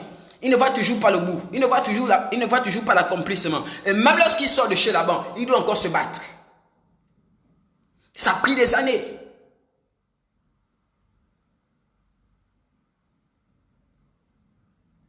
Ça a pris des années. Ça a pris du temps. Lorsque Dieu transforme la vie de quelqu'un, Lorsque tu décides de changer de Jacob à Israël, de quitter ton état, pour prendre en main ta destinée aux côtés du Père. Bien aimé, il y a des choses que tu dois avoir le courage d'abandonner, la force de quitter. Il y a des combats que tu devras avoir le courage de les affronter, sans baisser la tête. Il y a une réalité de qui tu es, par quoi tu passes, tu dois avoir le courage d'affronter ça. Dans la maison de son père, Jacob était l'héritier. Chez Laban, il doit se battre. Il y en a comme ça. Quand vous passez par la transition où Dieu vous laisse tomber de la montagne, au lieu de vous battre pour vous relever, pour commencer à voler, vous vous effondrez. La foi, il n'y a plus la force. La prière, il n'y a plus la force de prier. Lire la Bible, il n'y a plus la force. Je décide que bon, Seigneur, comme tu m'as laissé là, comme je suis sorti de chuter, je ne fais plus rien. Je laisse ça comme ça. Là. Soit tu viens me chercher, si tu veux vraiment que je te serve, si tu veux vraiment que je me relève, il faut vraiment que tu me prouves que tu es avec moi. My God. Si tu ne fais rien, tu vas tomber. Dieu est Dieu. Bien aimé, n'oubliez pas que Dieu est Dieu. Dieu, ce n'est pas d'abord ton ami. C'est vrai, c'est ton père. C'est vrai, il cherche une relation amicale avec toi, mais il est d'abord Dieu.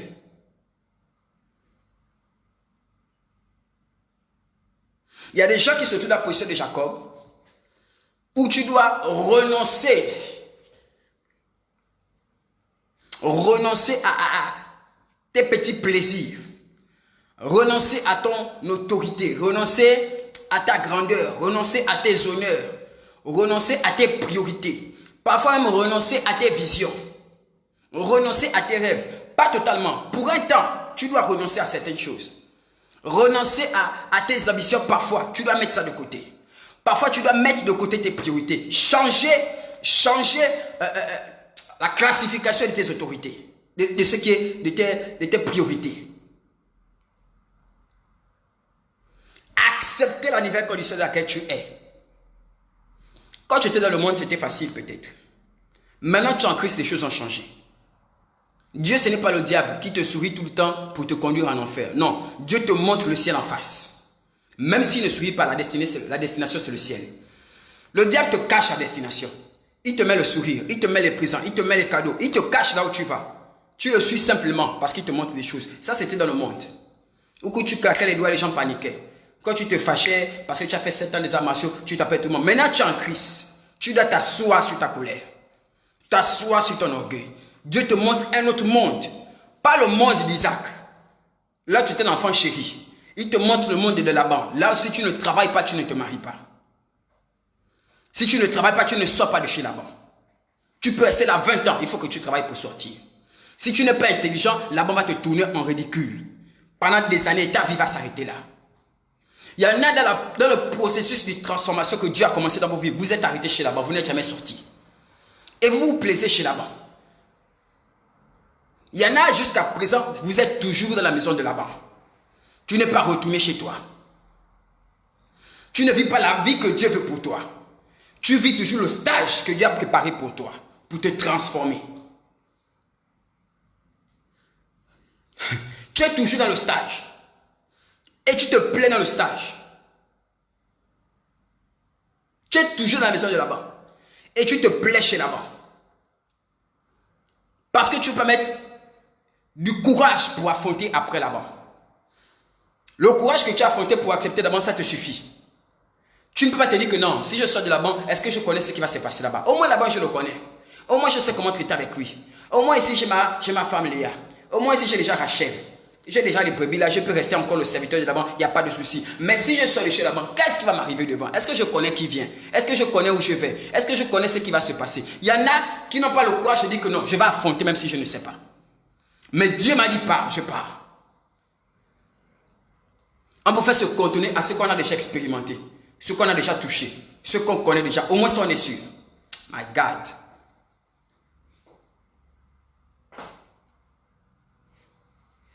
Lorsque lui a touché la tête de David, il a commencé à entrer dans les combats. Il a commencé à affronter Goliath. Il a commencé à être pourchassé par ça. Il a commencé à fuir. Lorsqu'il a touché sa tête, c'était le combat qui s'enchaînait. Lorsque Isaac a béni Jacob, fallait pas. Et Jacob a commencé à vouloir le menacer, à le tuer. Il est allé chez Laban, 20 ans. Il a commencé à se battre. Maman, parfois quand Dieu veut te rencontrer, il vient prendre le Jacob que tu es. Il vient te prendre là chez ton père, là. Avec tes petits privilèges. Tes petits privilèges.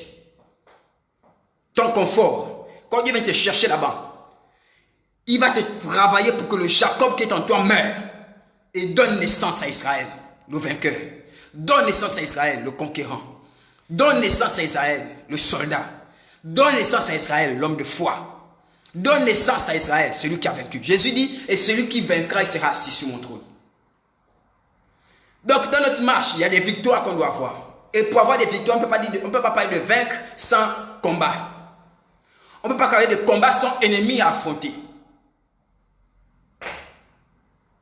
Et Jésus dit, celui qui vaincra.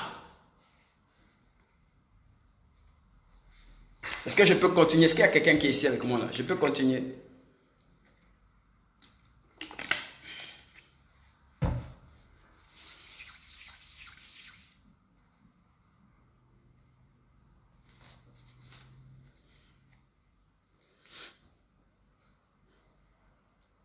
Tu es en Christ, mais il y a des choses que tu refuses de faire. Tu sais que c'est bon pour toi, mais tu refuses de faire. Tu es en Christ, il y a des choses que tu refuses d'abandonner. Tu sais qu'il faut que tu les abandonnes, mais tu refuses parce que tu te vois mal. Je me vois mal aller dans une autre relation, encore rencontrer quelqu'un, c'est ça encore des machins. Je ne sais pas comment il sera. Il faut encore qu'il apprenne à me connaître. Non, je préfère rester là où je suis, même si c'est pas, même si Dieu est contre ça, même s'il me tape, même s'il n'est pas chrétien, même s'il est rosicrucien, même s'il sort avec l'autre fille, même s'il drague mes copines. Non, je préfère moi rester ici. Au moins là, il y a la maison. Au moins ici, voilà, je ne paye pas la nourriture, c'est lui qui fait toutes les courses. Au moins ici, voilà, quand on part en famille, il est avec moi. Maman, calme-toi. Maman, calme-toi. Papa, calme-toi. Papa, calme-toi. Une fois un cas est venu vers moi.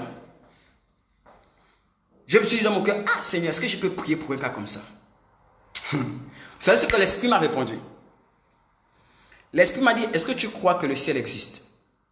Que quand tu vas mourir, tu iras au ciel? Qu'il y a une vie au ciel là-bas qui t'attend? Tu crois ça? J'ai dit oui, je crois ça. Donc, là où tu es là physiquement, tu crois qu'il y a le Seigneur Jésus, que tu n'as pas connu, que tu n'as pas vu, qui t'attend au ciel. Et que quand tu vas faire tout ce que tu as fait, tu vas aller au ciel et tu vas habiter là-bas. J'ai dit oui, je crois ça. Mais comment tu ne crois pas qu'une maladie là, que le médecin a diagnostiqué, tu ne puisses pas prier pour ça? Parfois, on croit à des choses qui sont grandes comme ça. Mais croire que le meilleur est à venir, ça on a du mal. Franchir la porte pour affronter l'inconnu, ça on a du mal. Croire que le Dieu qui est avec moi, qui est venu me chercher dans la boue, c'est le même Dieu qui va m'accompagner, même si cette personne me quitte, même si cette situation doit tomber, le même Dieu, ça on a du mal. On ne peut pas. Il y a quelque chose en nous qu'on n'arrive pas à casser nous-mêmes. Et tout le temps que tu n'arrives pas à casser ça, tu es toujours chez là-bas. Oui, elle est bien. Oui, il y a la femme, il y a Léa. Mais tu es chez là-bas. Tu es un serviteur comme les autres. Pour que tu entres dans ta destinée, il faut sortir de chez là-bas. Comme Joseph, qui était de la maison de Potiphar, qui avait des bons traitements. Mais c'était la maison de Potiphar et il était esclave. Alors que la maison de Potiphar conduisait à Pharaon. Il y a des gens comme ça qui préfèrent rester chez Potiphar parce qu'ils ne sont pas sûrs que, ah, c'est vrai qu'il y a Pharaon, mais est-ce que je peux y arriver? Ils préfèrent rester chez Potiphar. Au moins là, on me traite bien. Je suis un peu chef, je suis un peu patron. La transition pour Potiphar à Pharaon, on ne refuse de faire ça. Tu es sorti de la maison de ton père, ton frère voulait te tuer, tu es sorti, ton père t'a béni, tu es arrivé chez Laban. Ouf! Le voyage du désert là, c'était compliqué. Tu avais faim, tu avais soif. Au moins là, tu es chez Laban. Au moins tu manges quand même un peu. Au moins tu as fait comment, tu commences à accomplir certaines choses. Maintenant, sors de là-bas, retourne chez tes parents. Tu as même oublié que Dieu a dit que je vais te ramener chez tes parents. Joseph, Dieu a dit, je vais te ramener dans la maison de ton père que tu es en train de quitter. Je vais te ramener ici. Toi, tu as oublié ça. Toi, tu dis, là, Seigneur, c'est bon. Chez Laban, je me sens bien. ça va aller, je peux faire avec, je vais supporter. My God. L'une des caractéristiques qui me traumatise sur Jacob, c'est le courage qu'il avait. Bien, mais souvent, on lit la Bible, on ne comprend pas le courage de ces hommes-là. C'est comme s'ils étaient possédés. Comment Abraham, il entend une fois qu'il dit, sors, va de la maison de ton père. Ok, je vais où? Va vers l'endroit que je vais te montrer. Mais montre-moi déjà. Montre-moi où je vais. Toi, quand tu quittes chez toi, tu sais où tu pars. Tu sais si tu vas au chabaudage, tu sais si tu vas en Zion. Imagine, tu commences à sortir avec toutes tes affaires pour aller où tu ne sais pas. Dieu dit non, sors, je vais te montrer. Et il a le courage de sortir. Bien, mais si c'était moi, Abraham, je ne pense pas que j'allais sortir. Je ne pense pas. J'imagine que tu as dit ça à son père. Ah, quelqu'un m'a parlé, apparemment il s'appelle l'Éternel, il veut que je parte de ta maison vers un endroit qui va me montrer. Le père a dû le regarder avec la femme, Sarah. Sarah a dû paniquer. Sarah voyait déjà les biens. Que voilà, Abraham, tu es le fils aîné, tu vas hériter de tout ça. Tu veux partir où? Ma destinée, tu veux compromettre ma destinée, mon programme dans la tête. Tu vas aller où là, mon frère? Chérie, reste chez ton père. On a la maison. Tu es le chef, tu es le patron. Si tu n'aimes pas quelqu'un, tu le chasses, il va se débrouiller. Ici, on a déjà l'héritage. Je suis bien là, je suis la madame, la reine. Reste chez ton père. J'imagine comment Sarah a dû gronder son mari la nuit. Mais il s'est entêté. Il est parti. Pour aller où on ne sait pas, il est parti. C'est quel courage que ces gens-là avaient. C'est quel courage que Jacob a. De dire que je sais que moi, il y a longtemps, mon frère veut me tuer, mais je retourne là-bas. Quand la banque part, il prend la nuit, il prend les affaires la nuit, il dit je pars, je m'en vais. C'est quel courage que ce gars-là avait. L'ange arrive. Nous-mêmes, quand on voit les anges tomber malade, on tremble. Lui, il va se battre. Mon frère, c'est comment? Quel est le régime alimentaire que tu as fait? C'était lion le matin et tigre le soir. Tu mangeais quoi? Il se bat avec l'ange. L'ange lui dit, laisse-moi maintenant. Parce qu'il dit, je ne te laisse pas si tu ne me bénis pas. Il fait, un homme qui a fait chanter les anges de Dieu. Il a fait du chantage à un ange. Imaginez, il fait le chantage au ciel. Si tu ne me laisses pas, je ne te bénis pas. On reste ici là. C'est quel courage que ces gens-là avaient. Vous savez, parfois le courage va nous amener à poser des actes que les gens ne vont pas comprendre. À prendre un chemin que les gens ne comprendront pas. Les gens vont nous traiter de fous. Maman, mais tu travailles déjà ici. Tu as un emploi stable. Tu as ceci, tu as cela. Mais tu veux quitter tout ça pour aller où? Tu vas aller créer ta propre boîte. Est-ce que tu es sûr que ta boîte va fonctionner? Et même si elle fonctionne, c'est après 5 ans. Au moins reste ici. Non, Dieu me dit, je dois ouvrir ma boîte. Même si je commence doucement, doucement dans les petits quartiers, je vais aller faire. C'est ce que... Imaginez, parfois le courage va te conduire à poser des actes qui paraissent absurdes. Dieu dit, la foi c'est la folie pour les hommes. L'homme ne comprend pas la foi. L'homme charnel là ne comprend pas la foi. Il ne comprend pas le langage de la foi. La foi c'est... Maman, la foi c'est comme la folie. On va dire que tu es stupide, que tu n'as rien dans la tête. Et pourtant tu as fait les études. Et pourtant tu as bac plus. Mais tu préfères te mettre avec quelqu'un qui est pasteur. C'est quoi cette histoire là, maman? Tu connais le nom que tu portes? Tu portes le nom du ministre d'État. Tu portes le nom de ceci. On a une grande famille. Ton mari il est quoi? Il est pasteur. Sans éducation, sans formation. Et tu vas aller là-bas. Non, non, non, non, ma chérie, arrête ça. Et tu te mets à dos toute ta famille pour affronter ton rêve, pour affronter ça, parce que Dieu te conduit dans ça. Les gens vont te traiter comme je ne sais pas. Quand tu es là, ils ne disent rien. Mais quand tu arrives là, est-ce que tu imagines, est-ce que quelqu'un réalise ce que je vais expliquer? La Bible dit la foi, c'est la ferme assurance des choses qu'on espère, la démonstration de ce qu'on ne voit pas. Tu es là, tu démontres ce qui n'est pas. Personne ne voit ça, mais tu vis déjà dans ça. Ça, c'est la folie. Et voilà le chemin de Jacob. Bien aimé, la transformation totale. Ça fait mal. Ça te déchire. Ça te détruit. Ça abat les forteresses que tu avais dressées pendant ta vie. Ce que tu avais comme acquis. Ce que tu savais que ça ne va pas bouger. L'homme là ne peut pas m'abandonner. Tu as bâti ta vie sur ça. Tu as bâti ta vie sur tes 2 enfants. Tu as dit, ils vont devenir médecins comme moi. Les enfants te disent que je ne veux pas être médecin. Je vais faire mes affaires. Tu as déjà investi pour que la fille aille faire les études en Angleterre. Quand elle revient, elle te dit que non, j'ai abandonné la première année. Dieu m'a parlé, Dieu s'est révélé à moi. Maman, tu vas te suicider.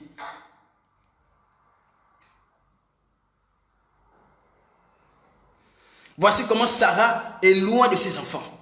Elle doit supporter ça, elle doit assumer ça. Et dans la tête de Jacob, loin de la maison de son père, c'est je vais retourner chez ma mère. Je vais aller voir mon frère, je vais aller voir mon père. On va arranger les choses. Et l'ange arrive et il se bat avec lui.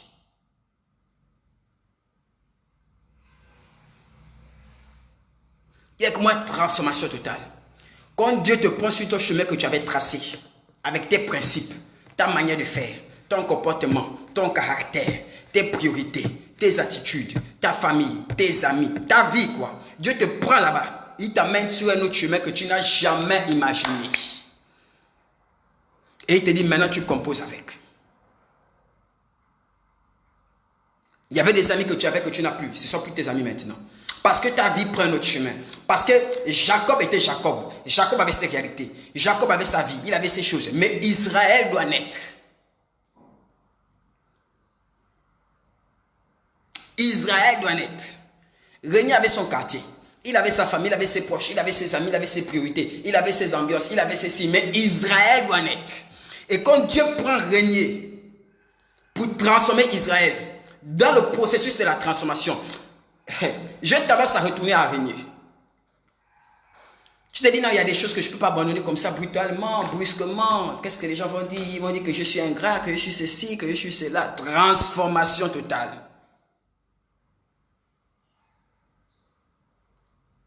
Est-ce que quelqu'un m'entend ici? Jacob, c'est celui qui avait le bâton quand il allait chez Laban. Il n'a rien à donner. Mais quand il sort, maintenant il a des biens. Il dit, non, prends, je t'en prie, s'il te plaît, prends. Prends, c'est pour toi.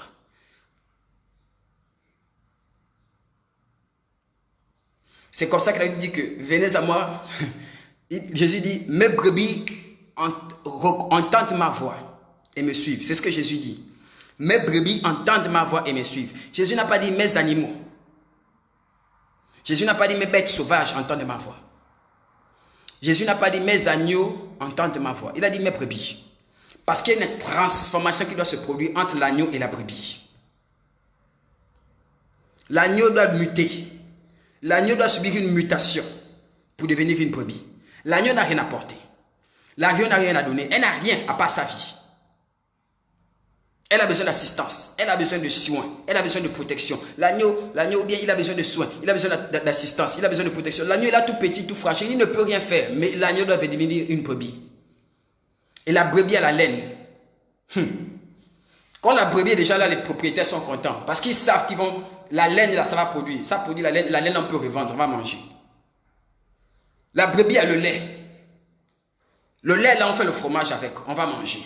La brebis, c'est une valeur ajoutée. Elle apporte quelque chose. Et quand Jacob sort de chez Laban, maintenant il a les biens. Maintenant il bénit. Maintenant il est puissant. Maintenant l'investissement de Dieu commence à produire. Il commence à enseigner ses fils. Ce par quoi il est passé. En plus de ce que son père l'a enseigné. Mais il y a des choses qu'il a vécues. Il peut enseigner encore la foi aux gens. Il peut enseigner la foi mieux qu'Isaac. Parce que sa vie, c'est la foi. Il peut enseigner la foi mieux qu'Isaac. Isaac enseigne la foi, oui, parce qu'il a vécu des choses. Il enseigne la foi parce que son père l'a enseigné. Mais quand Jacob te parle de la foi, tu seras traumatisé. Quand Jacob va te parler de la fidélité de Dieu, imaginez-vous un homme qui a vécu ça. Quand il te parle de la fidélité de Dieu, maman, tu vas pleurer. Il peut enseigner autre chose à ses enfants. Il peut communiquer plus. Bien, mais plus ton histoire est longue, plus les montagnes qui se dressent devant toi sont grandes, plus tu as des choses à apporter, plus tu as des choses à dire, plus tu as une valeur ajoutée. Les agneaux que nous sommes là, nous sommes devenus des agneaux par Jésus là, commençons à grandir, à devenir des brebis. L'agneau, c'est seulement les dépenses. Il faut la protéger, il faut amener chez le vétérinaire, il faut voir si elle n'est pas infectée, il faut voir si elle n'a pas ceci, si elle n'a pas... C'est seulement les dépenses. C'est ce que nous sommes. Homme de Dieu, il faut jeûner. Encore on jeûne. Homme de Dieu, j'ai besoin d'un travail, on fait le travail. Homme de Dieu, la délivrance, on fait la délivrance. Homme de Dieu, il n'y a pas une parole, on donne la parole. Homme de Dieu, prêche, on prêche. Homme de Dieu, l'onction, on donne l'onction. Homme de Dieu, ceci, on donne. Homme de Dieu, ceci. Mais tu donnes quand au ciel? sur toi. Dieu, le ciel, les hommes doivent en profiter. Et Jésus dit, mes brebis entendent ma voix. Pas mes agneaux, mes brebis. Des gens qui sont rentables pour le ciel, celles-là, ils entendent ma voix. Des gens qui apportent pour le ciel, celles-là ont la capacité d'entendre ma voix. Pas tout le monde, celles-là. Des gens qui œuvrent pour moi. Hey, les gens dont j'en tire quelque chose, ceux-là, je suis obligé de leur parler. Je suis obligé de faire ce qu'ils soient capables de capter ma pensée. Parce qu'ils font des choses pour moi. Parce qu'ils soutiennent mon œuvre. Parce qu'ils aident mes enfants, ils aident ceci, ils aident cela. Ils ont de la laine qui donne. Ils ont du lait qui donne. Avec le lait, là, il y a plusieurs types de fromage qu'on fait sortir. Ils ont ceci, ils ont de la chair tendre. Hey, ceux-là, ils entendent ma voix. Faut pas qu'ils donnent la laine à tout le monde. Faut pas qu'on les épuise. Faut pas qu'on vide leur richesse. Je suis obligé de parler avec elles. Mes brebis. Est-ce que je parle à quelqu'un ici, à Rakataya?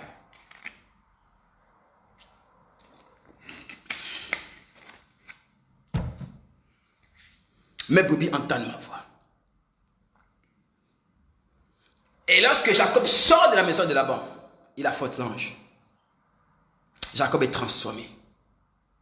C'est pourquoi il est passé là, il n'a plus la force d'haïr. Il ne peut pas haïr Esaü qui veut le tuer. Il pouvait dire comment mon frère peut penser à me tuer. Il ne peut pas haïr Esaü. Il apprend que ses enfants ont tué tout un village parce qu'on a violé leur soeur. Il ne peut pas les haïr. Parce qu'il est conscient de qui il était lui-même. Comment il était fourbe. Comment il était mauvais. Mais comment il est passé par des brisements, par de l'humiliation, au point où son cœur de pierre est devenu tendre. Il ne peut pas haïr. Il ne peut pas se fâcher. Il a vu comment Dieu l'a gardé. Il est conscient de la fidélité de Dieu. Il est conscient de la foi qu'il a. Malgré, bien-aimé. Quand Dieu t'a mis quelque part, dans le but de te transformer, de te changer. Maman, quand tu te relèves, mon frère, quand tu te relèves, ne retourne pas vers les gens qui t'ont détruit. Ne retourne pas vers les gens qui t'avaient mis dans ce trou-là avant. Ne leur donne pas l'opportunité de marcher encore sur toi. Ne les déteste pas. Jacob est venu, ne détestait pas Esaü. Mais seulement il s'installe ailleurs, Esaü s'installe ailleurs. Ce sont des frères. Quand Isaac est mort, les deux étaient là. Mais chacun fait sa vie. Il y a des chrétiens, on ne retient rien. Quelqu'un t'a combattu. Ah, Dieu a dit on pardonne à tout le monde. Dieu a dit pardonne. Mais pardonne. Mais est-ce que Dieu a dit que toutes les personnes doivent demeurer dans ta vie? Ne reproduis pas les mêmes erreurs. Aie aussi le courage de changer. Le Dieu qui t'a fait quitter de la maison de ton père, le Dieu qui t'a gardé chez Laban, c'est le même Dieu qui peut t'accompagner vers notre pays et être avec toi. Pays ici, c'est justement ce cadre-là que tu n'arrives pas à quitter. Parce que tu as peur de l'inconnu. Parce que peut-être tu t'es habitué à cette circonstance, à cette situation. Il y a des gens qui ont été habitués à ne pas être respectés. Vous savez que vous, on ne vous respecte pas. En famille, on ne te respecte pas. En foyer, on ne te respecte pas. Et donc, quand on ne te respecte plus aujourd'hui, ça ne te dérange pas. Aie le courage aussi de te dire que je vaux mieux que ça.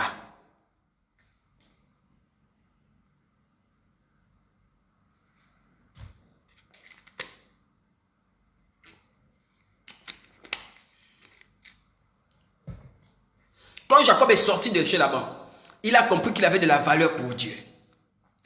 Non seulement Dieu l'a protégé, Dieu l'a ramené chez son père, mais Dieu est descendu lui-même régler le problème avec Esaü. Il a compris qu'il avait de la valeur pour Dieu. Il y a une chose que l'épreuve nous enseigne. Ce n'est pas seulement la foi, ce n'est pas seulement la fidélité, mais c'est aussi la valeur que nous avons pour le ciel. Bien, mais si tu ne retires pas cet enseignement-là dans tes problèmes, tu ne vas plus rien retirer. Si tu ne retires pas que, waouh, j'ai failli me marier à quelqu'un qui a usurpé une identité, à quelqu'un qui était malhonnête, à quelqu'un qui était menteur, qui était ceci, on a failli se marier, moins un. Dieu a permis que je tombe sur X, Y chose. Et j'ai découvert le problème.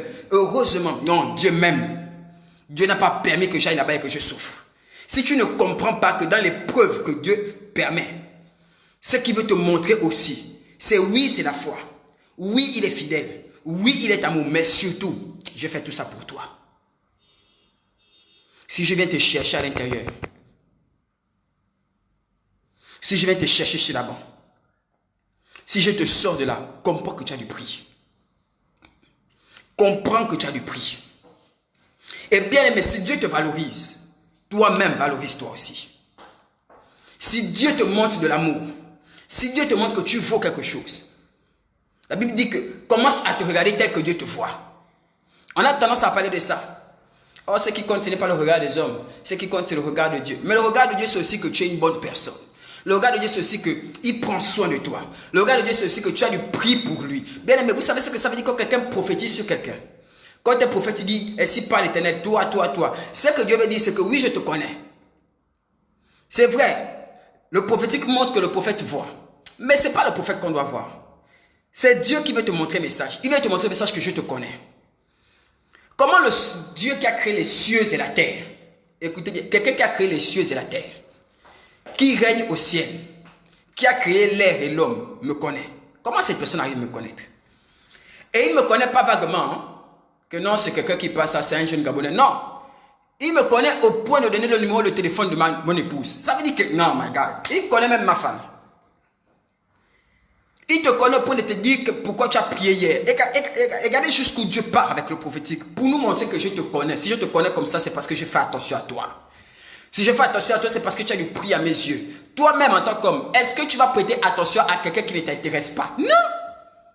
Mais si Dieu prête attention à toi, si Dieu te protège, il veille sur toi, c'est que tu as de la valeur.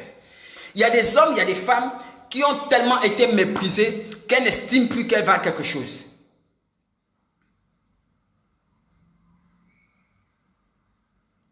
Jacob a compris qu'il a de la valeur pour Dieu parce que Dieu a tenu sa promesse. Il est sorti de chez Laban. Il a survécu à son frère. Il a survécu à son ange, à un ange. S'il a de la valeur pour Dieu, donc les hommes ont de la valeur pour Dieu. Ainsi donc, quand il a perdu un de ses fils, il était malheureux jusqu'à ce qu'il retrouve le fils là. Parce que si j'ai de la valeur pour Dieu, les personnes ici doivent avoir de la valeur pour moi. C'est la leçon que Jacob a compris. Quand il a perdu Joseph, il a été abattu. Il n'a plus jamais retrouvé la paix. Jusqu'à ce qu'il rencontre Joseph à nouveau. Est-ce que je parle à quelqu'un?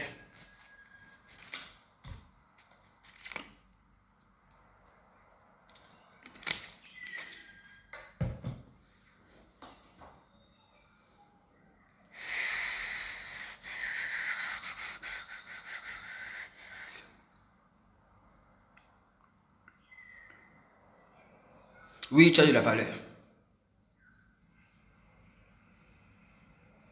Oui, tu as de la valeur. Aie le courage de t'aimer. Et parce que tu as de la valeur, fais attention aux choix que tu fais. Parce que tu as de la valeur pour Dieu. Vous voyez, vous avez des bijoux peut-être, ou des vêtements, ou des choses que vous aimez par-dessus tout. Que vous aimez énormément, peut-être pas par-dessus tout, mais vous avez des bijoux, des choses, des vêtements que vous ne portez pas tout le temps parce que vous aimez beaucoup ça. Ça compte beaucoup pour vous. Vous n'exposez pas ça tout le temps. Et quand quelqu'un vient traiter ça n'importe comment, ça te fait mal au cœur. Tu peux te fâcher avec cette personne-là. Bah, imagine, cette chose-là, c'est toi pour Dieu. Le bijou précieux que Dieu chérit. Que Dieu n'expose pas n'importe comment. Il ne met pas ça, il n'expose pas ça à n'importe quel événement. Parce qu'il sait ce que ça a coûté. Ça a coûté le sang de Jésus. Ça a coûté la vie de Jésus. Ça a coûté que Dieu se fasse chair. Et qu'il soit crié par des hommes. Qu'il soit humilié par des hommes. Qu'il soit craché par sa créature. Ses propres créatures l'ont humilié. Ça a coûté ça. Et il devait supporter. Pour qui? Pour toi. Et il ne s'est pas arrêté là. Ta valeur, c'est aussi qu'en plus de tout ce que Dieu a accepté de subir auprès de ses propres créatures, de s'humilier comme ça, de descendre aux enfers,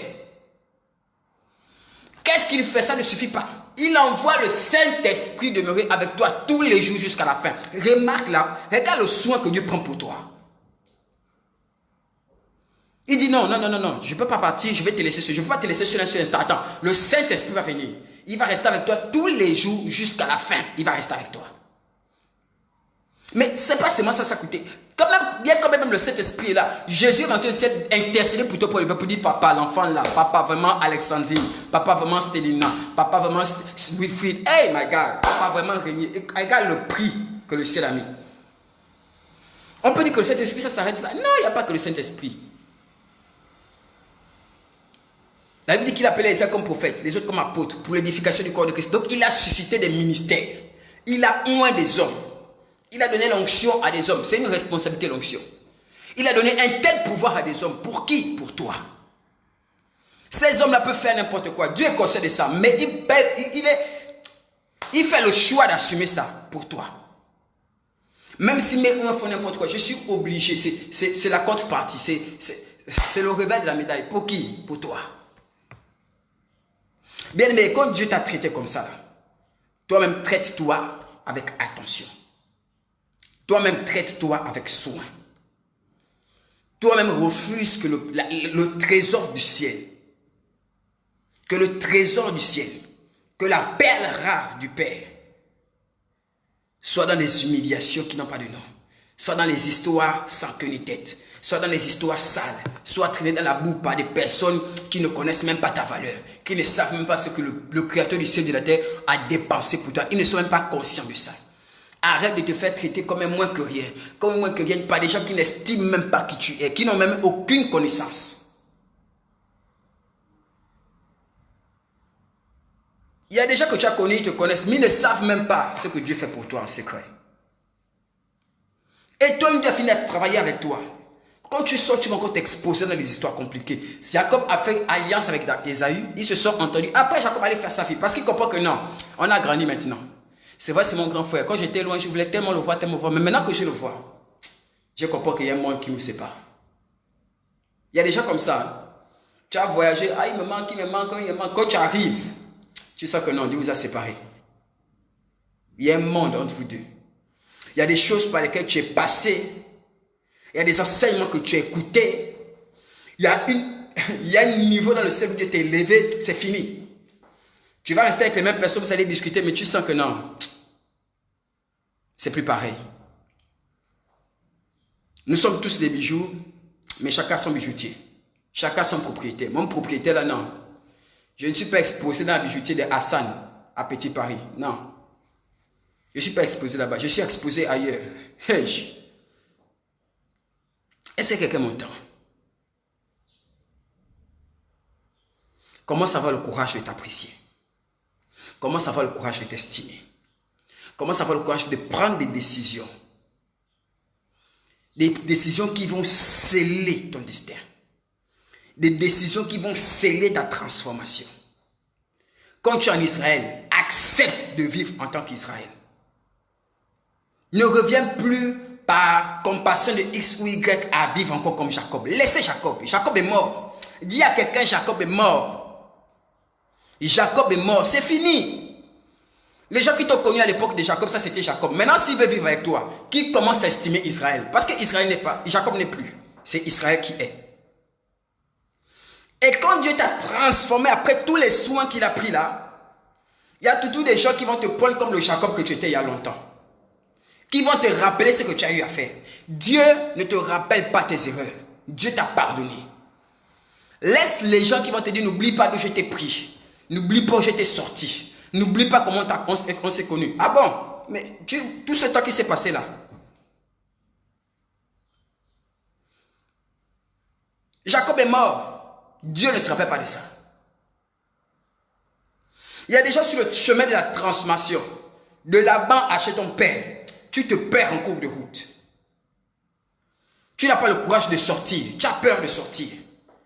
Tu as peur qu'on voit ce que tu es devenu. Tu préfères cacher ça quand tu es en public. Tu as peur qu'on voit qui tu es maintenant. Les gens se sont habitués à Jacob. Donc quand tu es avec ceux qui étaient avec Jacob, quand tu es touché ton père, tu reviens à Jacob. Parce que tu te dis non, si je montre Israël, ils ne vont pas comprendre. Ils étaient habitués à Jacob. Je vais encore montrer Jacob. Laisse Jacob est mort. Montre-leur que chez Laban, tu ne sors pas avec rien dans la tête. Quelque chose s'est passé. quelque chose s'est chamboulé. Quelque chose t'a transformé. Mon Dieu, que quand tu étais dans le désert là pendant des mois, il y a quelque chose que tu as retenu. Il y a une relation que tu as créée avec le ciel. Une transformation s'est opérée. Bien aimé, il n'y a pas de transformation sans révolution. Il y a une révolution qui doit d'abord naître dans ton esprit. Il y a des choses que tu dois te dire, je ne veux plus vivre ça. Je ne veux plus passer par là. Je ne dois plus faire ces choses. Je ne dois plus donner la place et de l'importance à telle chose ou telle personne. La révolution doit naître pour que la transformation soit parfaite. Dieu a dit à Jérémie, ne dis pas que tu es un enfant. Depuis le ventre de ta mère, je te connaissais, je t'avais déjà établi. Depuis, c'est toi qui ignores ça. Moi, je sais qui tu es. Je sais que tu es prophète de Dieu. Je t'ai déjà appelé depuis le ventre. C'est toi qui ignores. Ta mère t'établit, ta mère te parle, elle ne sait pas que c'est toi mon prophète. Et quand Dieu dit ça à Jérémie, Jérémie a compris. Waouh! Si Dieu lui-même dit de ça, dit ça de moi alors que je suis un enfant, je vais me considérer comme tel. Dieu a dit je suis prophète, je vais commencer à prophétiser. Cette révélation-là a bouleversé la compréhension de Jérémie, ça l'a transformé. Il a pris conscience de ce que Dieu disait de lui. Est-ce que quelqu'un prend conscience de qui il est ici?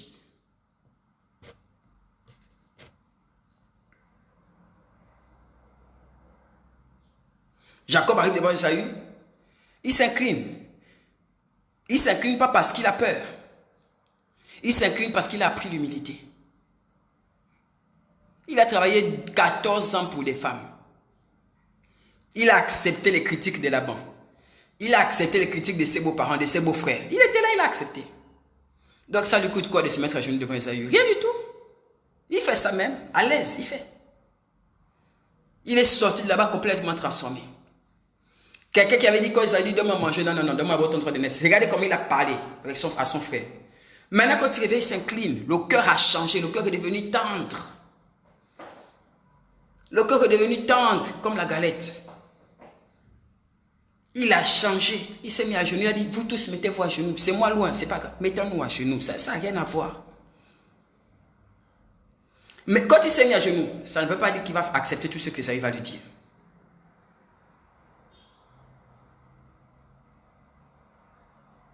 Ne prends pas l'humilité pour de la faiblesse. Humilité ne veut pas dire humiliation. Ce n'est pas parce que Dieu te dit calme-toi que ça veut dire supporte tout. Non. Après, il a fait sa vie.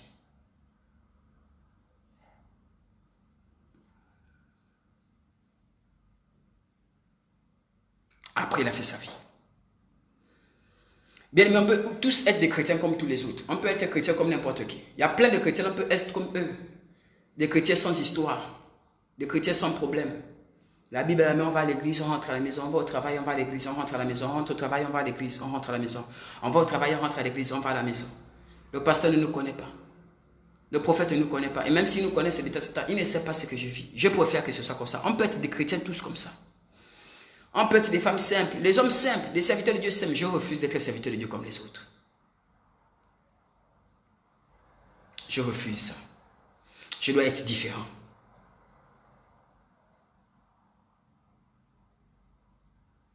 Je dois être différent. Je refuse que tu sois une femme comme les autres. Oh, les Gabonaises sont comme ça. Non, ça c'est pas l'étiquette que tu portes. Oh, les femmes sont comme ça, c'est bien, ça c'est pour les femmes. Oh, les Ndébi sont comme ça, tant mieux, ça c'est pour eux. Oh, les filles chrétiennes là sont comme ça c'est bien pour eux. Je refuse que tu sois comme ça. Accepte que Dieu te transforme. Accepte que Dieu t'élève. Accepte que Dieu te change. Quand Dieu t'a changé là, quand la chenille est devenue un papillon, le papillon vole. Montre à tout le monde tes ailes. Montre à tout le monde que ta nature a changé. Accepte toi-même la transformation.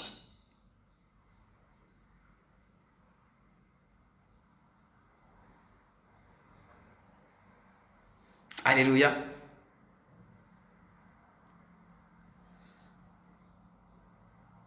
Oui, tu es en retard, tu es vraiment en retard.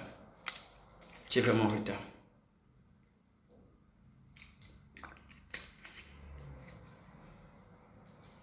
Oh, la vie chrétienne, c'est une vie douce, calme. Elle n'est pas douce, elle n'est pas calme.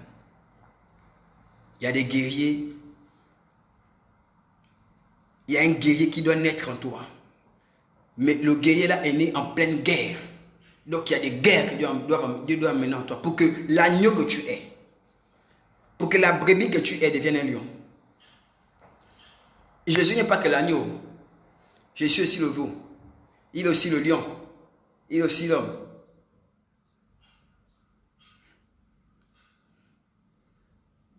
Est-ce que je parle à quelqu'un ici aujourd'hui?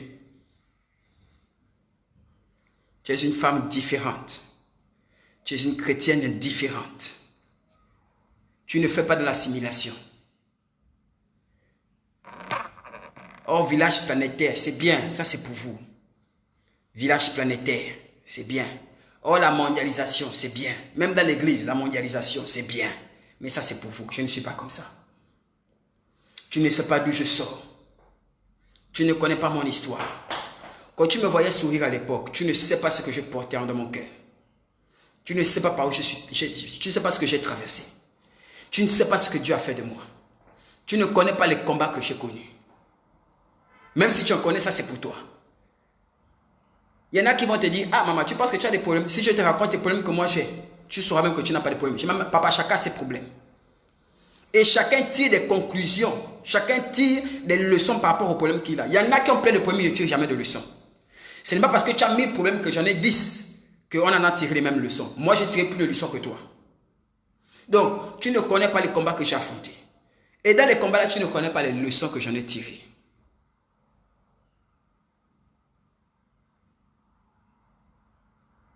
« 2020, ce n'est pas 2019. Une autre femme doit naître en ce mois d'avril. Un autre homme doit naître en ce mois d'avril. Dieu doit montrer au monde une autre version de toi. J'ai dit une autre version de toi. J'ai dit une autre version de toi. Ils ont vu Jacob. Toi-même, tu as vu Jacob. Et tu pensais que c'est Jacob que Dieu attend de toi. Mais Dieu t'a conduit sur le chemin pour donner naissance à Israël. Celui que Dieu cherchait en Jacob, c'était Israël. Celui que Dieu cherche en toi, c'est Israël. Oui, Dieu est le Dieu de Jacob. Il va rester fidèle quand tu es Jacob. Mais les gens t'ont affronté parce que tu étais Jacob. Les gens t'ont vaincu parce que tu étais Jacob. Esaü s'est fâché, là, il va te tuer. Tu as dû fuir. Tu as dû partir loin de tes parents. Tu as dû abandonner tes bénédictions. Le diable s'est levé, il s'est mis en colère. Tu as perdu tes biens. Tu as perdu tes bénédictions. Tu as perdu tes avantages. Tu as perdu tes opportunités. Il a fait ça parce que c'était Jacob. Et il s'est dit que voilà, c'est Jacob que Dieu a expulsé. Toi-même, tu as pensé que Seigneur, pourquoi tu permets ça? Je suis fait. Parce que tu pensais que c'était Jacob que Dieu voulait. My God. Dieu a permis ça pour t'amener dans la maison de Laban. Et chez Laban, Dieu a changé. Dieu a transformé. Dieu a bouleversé. Dieu t'a brisé. Dieu t'a détruit. Dieu t'a arraché. Dieu t'a rabaissé. Dieu t'a humilié. Le but, c'est que Israël naisse. Israël naisse. Et quand Israël est né, bien aimé, Israël ne vit plus comme Jacob. Il y en a, Israël est là. Israël est né. Mais ils ont la nostalgie de Jacob. Et ils veulent toujours posséder les actes de Jacob. Ils veulent toujours que les gens se plaisent en leur présence parce qu'avant c'était Jacob. Non, ce n'est plus Jacob. Jacob vivait en harmonie avec Esaü. Maintenant, quand Israël est venu, on se sépare. On est en paix, mais chacun fait sa route. Chacun a sa destinée. Chacun accomplit sa destinée. Dieu enfante, Dieu forme une autre version de toi. Écoute, Dieu a pris l'homme de la terre. Mais pour créer Ève, Dieu a ouvert l'homme. Dieu a blessé l'homme. Dieu a arraché les os. Ça fait mal. L'homme n'a rien senti. Mais pour toi là, ça va te faire mal. L'homme était là. Moi je suis seul. Moi je suis abandonné. Qui sera à mes côtés? Dieu a dit attends. Tu ne sais pas ce que je te réserve. Et Dieu t'a pris, t'a ouvert. Tu as senti ça dans ta chair. Tu as senti ça dans ton esprit. La preuve, c'est que tu es venu à l'église en pleurant. Parce que Dieu t'a ouvert. Tu ne sais pas pourquoi il t'ouvre, mais il t'a ouvert. Le sang sort. Les blessures. Tu cries à l'agonie, tu jeûnes, tu cherches la face de Dieu. Seigneur, qu'est-ce que tu dis pour ma vie? J'ai mal, je souffre. Il ne s'arrête pas là. Il met la main, il prend la côte, il arrache. Les os se brisent. My God. J'ai dit les os se brisent. Il n'y a pas que la chair, il y a aussi les os. Ta zone de confort. C'est sur quoi tu te reposais. C'est sur quoi tu t'es bâti. C'est sur quoi tu reposais ton avenir. Tu reposais ta destinée. Tes parents avaient déjà dit que voilà, tu vas faire un voyage, quand tu as le bac, tu vas aller en Australie, tu vas faire des études en ceci, tu vas faire des études. Dieu brise ça.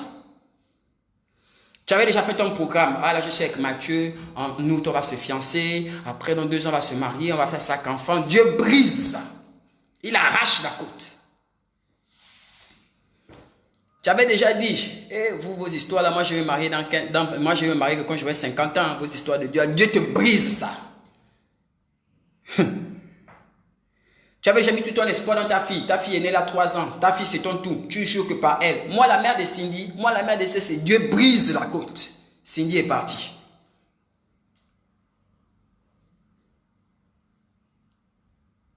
Ton père qui a travaillé, qui a les moyens, t'a mis dans une position où, voilà, tu ne manques de rien. Et donc, tu prends les gens de haut. Que vraiment, la chrétienté, les gens qui partent à l'église, c'est les gens qui souffrent, les gens qui meurent de faim. Ton père est parti dans un AVC. Dieu brise la côte. Tu reposes maintenant sur quoi?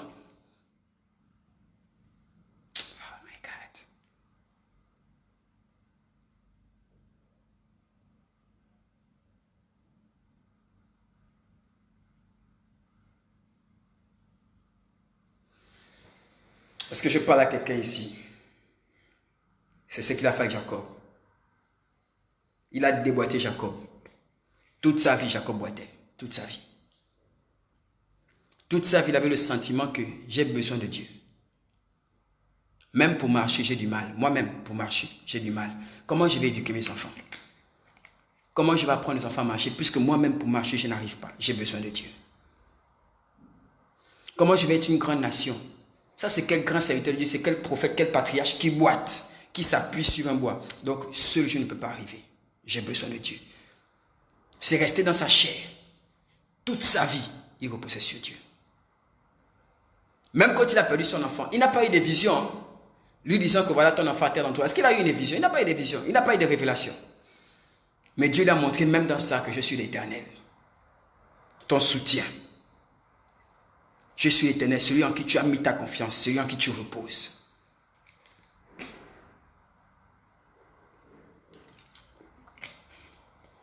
Tout ce qu'on a, c'est la parole de Dieu. C'est ce que Dieu m'a dit. Ce que Dieu t'a dit. C'est tout ce que j'ai. Il y en a même qui ne se rappellent même plus de ce que Dieu a promis. Mais c'est tout ce que j'ai. Je n'ai rien d'autre que ça. Bien, mais tu peux faire des grosses offrandes. Je sais qu'il y aura des grosses offrandes dans mon ministère. Je sais ça.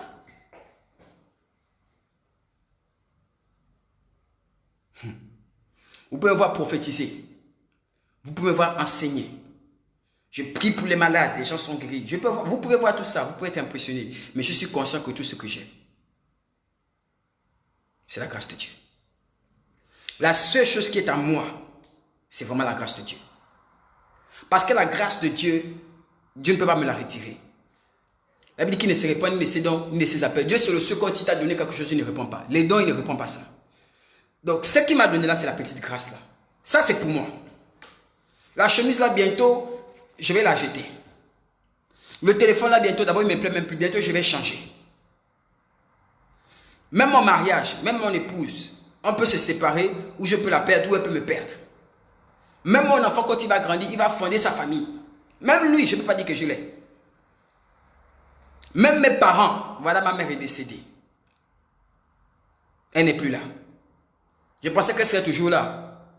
Je me suis dit, quand j'aurai mes enfants, quand je vais commencer, le ministère va commencer à se développer, elle va voir son fils grand prophète. Elle n'est plus là pour voir ça. J'aide les mères des autres, mais je ne peux pas aider ma mère. Elle n'est plus là. Même mes frères, là, parfois, on se chamaille, parfois, il y a des compromis, parce que parfois, il y a des choses qui ne vont pas bien, mais bon, c'est une famille, on est ensemble. La seule chose que j'ai, bien, mais même mes cheveux, là, si je deviens chauve, ça va tomber. Même mes dents, là, quand je vais commencer à vieillir, ça va tomber. Il y a quoi? Qu'est-ce que j'ai qui est à moi?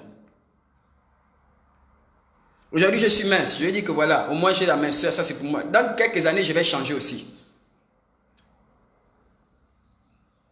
Quoi, la maison? Quelle maison même? Tu peux construire aujourd'hui, et puis après tu vas au village, et puis la maison en location. Ou bien la maison tombe en ruine. Même la maison que tu as bâtie, elle n'est pas à toi. Même elle là, tu vas l'amener où? La seule chose que j'ai, c'est la grâce de Dieu. La seule chose que j'ai, c'est Dieu. La seule chose que j'ai, c'est ce qu'il a dit. Tout ce que j'ai, c'est ce qu'il a dit. Tout ce que j'ai, c'est ce qu'il a dit. Ce sur quoi je peux me reposer, c'est ce qu'il a dit. Je ne peux pas me reposer sur l'onction. Parce que l'onction, c'est pour vous. Moi, quand je suis chez moi, j'ai mes problèmes. Je dois croire en Dieu. Je dois croire en ses promesses. Je ne peux pas me reposer en l'appel. L'appel de prophète. Parce que quand je mange à la maison, là, je ne suis pas prophète. C'est vrai que je suis toujours prophète, mais je ne prophétise pas tout le temps. Tout ce que j'ai, c'est Dieu. Voilà pourquoi la parole qu'il a sortie à ton sujet, veille à elle. Souviens-t'en qu'elle reste marquée dans ton esprit. Mets sans fond d'écran sur ton téléphone. Donne ce nom-là, la parole a fait ensemble. Tu en fais un nom, tu donnes ça à un de tes enfants. Pour ton souvenir. Il a dit, même si ça tarde, ça va s'accomplir. Ça peut tarder, mais ça va s'accomplir. Ça peut prendre du temps, mais ça va arriver. Ça peut prendre un processus, mais ça va arriver. L'accomplissement ne peut pas arrêter ça. Je peux aller chez la banque, je peux m'arrêter à Bethel, je peux avoir des visions, je peux faire ceci, je peux souffrir, je peux affronter les anges. Esaïe peut venir me menacer qui va me tuer. Je peux avoir peur, je peux paniquer, je peux avoir des doutes. Mais au final, que je revienne sur ce que Dieu m'a dit. Ce que Dieu a dit qu'il fera de toi. S'il a pu envoyer Jésus alors qu'il ne te connaissait pas, alors que tu sais ce que tu étais dans le monde, combien plus forte raison aujourd'hui, là, il va t'accompagner. Juste, aie le courage d'accepter cela. Aie le courage d'accepter. Aie le courage de vivre avec ça. Aie le courage de renoncer à ce qui t'empêche d'avancer. Aie le courage d'abandonner tout ce qui lutte contre l'accomplissement de la volonté de Dieu dans ta vie. Aie le courage. Aie le courage de dire, je ne suis pas comme les autres. Sur moi, Dieu a dit quelque chose de différent. Sur moi, Dieu a fait quelque chose de différent. Avec moi, Dieu veut faire quelque chose de différent. Je ne suis pas comme les autres. Vous tous là, vous voulez prier de loin. Vous tous là, moi, je ne suis pas comme ça. Je sais ce qu'il m'a dit. Je sais ce qu'il veut faire de moi.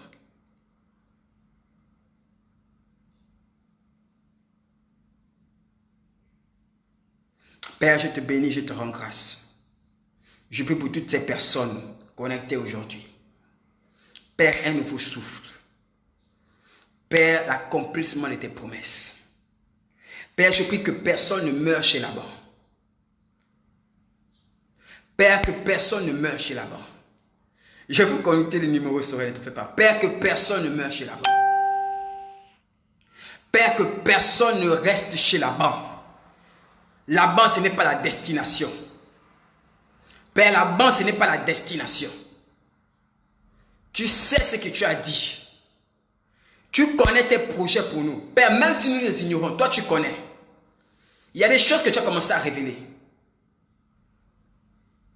Père, je voulais faire des grandes études. Il paraît que j'étais intelligent. Je voulais aller loin dans les études. Mais Seigneur, alors que je prépare mon BTS, tu m'as dit, c'est pas ça qui va payer tes factures. Je t'ai appelé au ministère. Serre-moi maintenant. Tu m'as dit ça à l'USO. Tu me l'as dit en deuxième année. Pendant des années avant que tu me dises ça, je me suis battu contre la peine. Mais tu as voulu. Et quand j'ai commencé à te servir, tu as mené à moi des personnes. Je n'ai rien fait. Je suis resté chez moi. Je commence à voir tes choses. Ce que tu m'avais annoncé. Je commence à voir. Je commence à voir ça de loin, à toucher du doigt. Mais Seigneur, j'ai dit que et moi et cela, personne ne meurt chez Laban. Personne ne meurt serviteur de quoi que ce soit. personne ne meurt avec les bribes de bénédiction. Seigneur, nous ne voulons pas seulement caresser ce que tu as dit. Nous voulons y entrer. Tu as dit à Jacob que je serai avec toi. Je vais te surveiller jusqu'à ce que tu reviennes ici. Jusqu'à ce que j'accomplisse ce que je viens de te promettre. Père, tu nous as promis des choses. Père, nous savons que nous sommes inconstants dans notre foi. Nous savons que nous sommes faibles dans notre marche avec toi. Père, je ne te promets pas que je serai irréprochable. Ça va arriver que je doute. Ça va arriver que je sois distrait. Ça va arriver que je tombe. Ça va arriver, Seigneur, que je change de voie. Ça va arriver que je te déçoive. Ça va arriver, Seigneur. Je suis conscient de mes limitations. Je ne suis qu'un homme. Mais Père, je t'en prie, parce que tu es Dieu. Parce que même dans mon infidélité, toi, tu es fidèle. Seigneur, sois fidèle à l'engagement que tu as pris à mon sujet. Sois fidèle à la parole que tu as prononcée pour eux. Seigneur, sors-nous de chez Laban.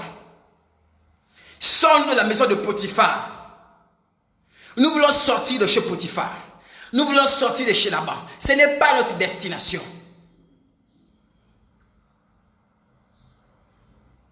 Père, conduis-nous. Père, conduis-nous. Père, conduis-nous. Père, conduis-nous.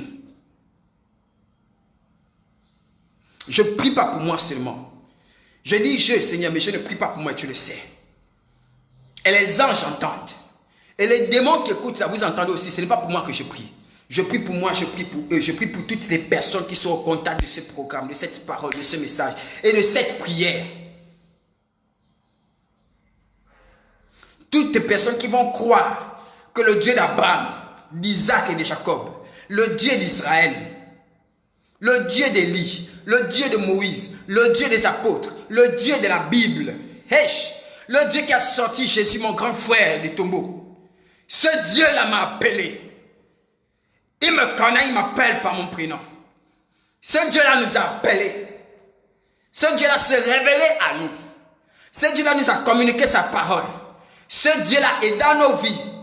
Toutes les personnes qui vont croire cela, que c'est le Dieu-là qui les accompagne. C'est le Dieu-là qui les soutient. C'est le même. Ce n'est pas quelqu'un d'autre. C'est le même qui a marché avec Moïse, qui marche avec Sorel, qui est avec Sylvia, qui est avec Elsentine, qui est avec tous les internautes. C'est le même. Père, tous ceux qui vont croire que c'est le même.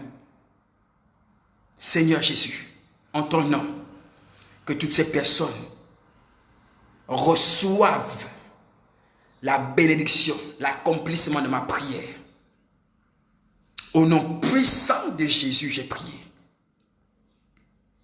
Amen.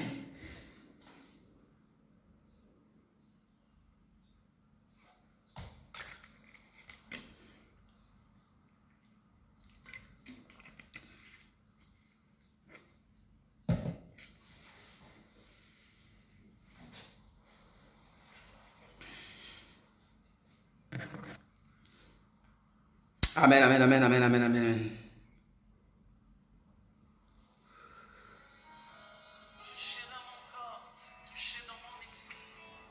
Alléluia. Est-ce que quelqu'un peut dire amen ici?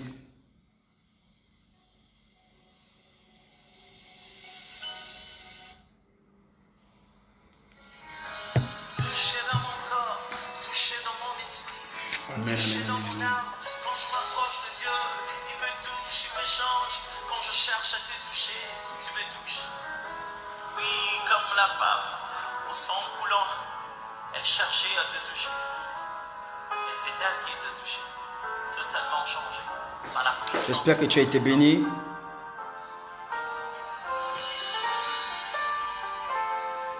J'espère que tu as été béni. Alors, toutes les personnes, tu sais, Sorel, je vais être franc avec toi, Sorel. Sorel qui a demandé où est-ce qu'on peut faire l'offrande.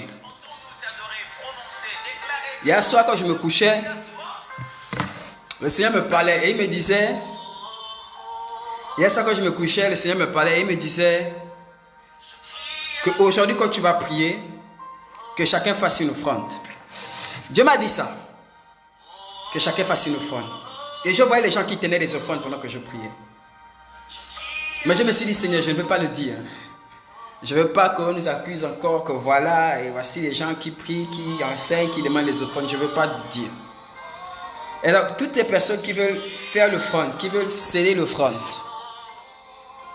Je ne sais pas si je peux donner le numéro ici. Le problème, c'est que quand on donne les numéros, après vous écrivez, vous appelez, vous faites beaucoup de choses. Toute personne qui veut sceller, qui veut communiquer, qui veut faire l'offrande, qui veut faire ce que vous voulez, faites un dépôt au numéro Airtel Money que je vais vous communiquer. Je le cherche, ce numéro Airtel Money.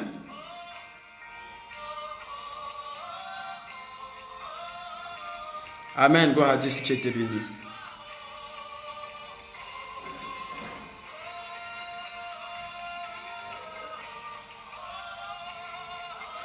Je vais vous communiquer le numéro Airtel Money, je ne suis pas en place. Est-ce que...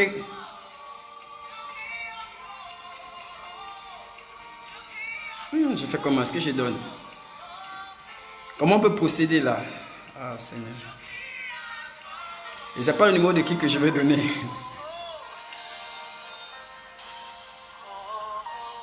Bon, faites un dépôt numéro Airtel Money 077 33 39 95. 077 33 39 95. C'est juste un dépôt, d'accord? 077 33 39 95. 077 33 39 95. Voilà. Si vous avez été béni, gloire à Dieu, je voulais vous partager ce message. Vous partagez cette parole. Vous boostez encore une fois. Merci Wilfried Nzengo Bekade pour avoir publié le numéro. Merci, merci, merci. Vous boostez encore une fois. Soyez bénis. Que Dieu vous bénisse. Je suis un peu triste que la semaine s'achève déjà. Je voulais continuer à rester avec vous. Voilà, mais bon, on va se retrouver mardi à 15h30. Jeudi à 15h30. L'indicatif, c'est plus 241. Ou bien l'horrible. Elle est où? Elle est où? Ma fille là n'est pas là. Toi qui t'occupes des comptes là, viens d'écrire ici là. C'est comment?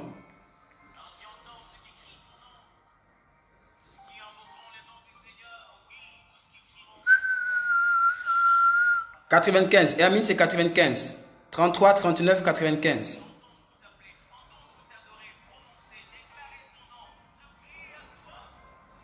Maintenant, pour ceux qui ne veulent pas faire par témoignage, vous voulez faire par autre chose, écrivez sur Centre International Disciples de Christ. Un compte, un numéro vous sera communiqué là-bas. D'accord? Voilà. Centre International Disciples de Christ. Écrivez ou bien appelez ce numéro qu'on a l'habitude de vous communiquer. Les gens vont s'occuper de ça. Ce n'est pas moi qui m'occupe de ça.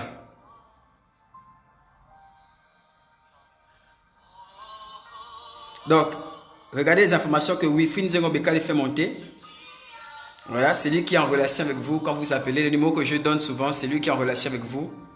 Voilà, lui va vous orienter par rapport au Airtel Money, par rapport au RIB, par rapport à ce que vous voulez. C'est lui qui va s'en occuper. Donc, appelez sur son numéro 066. Wilfried, tu peux donner ton numéro s'il te plaît. 066 36 28 28. Appelez-le. Appelez-le. Si ça vous tient à cœur, vous allez l'appeler, vous allez rentrer en contact avec ça. C'est pas grave, Hermine, c'est pas grave, sois béni. Donc, on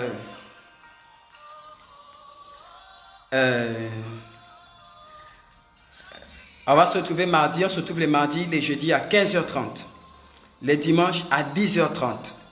Et je vous attends toujours jusqu'à mardi. Pour l'instant, il n'y a que 2 personnes qui ont répondu par rapport au programme que je vais mettre samedi.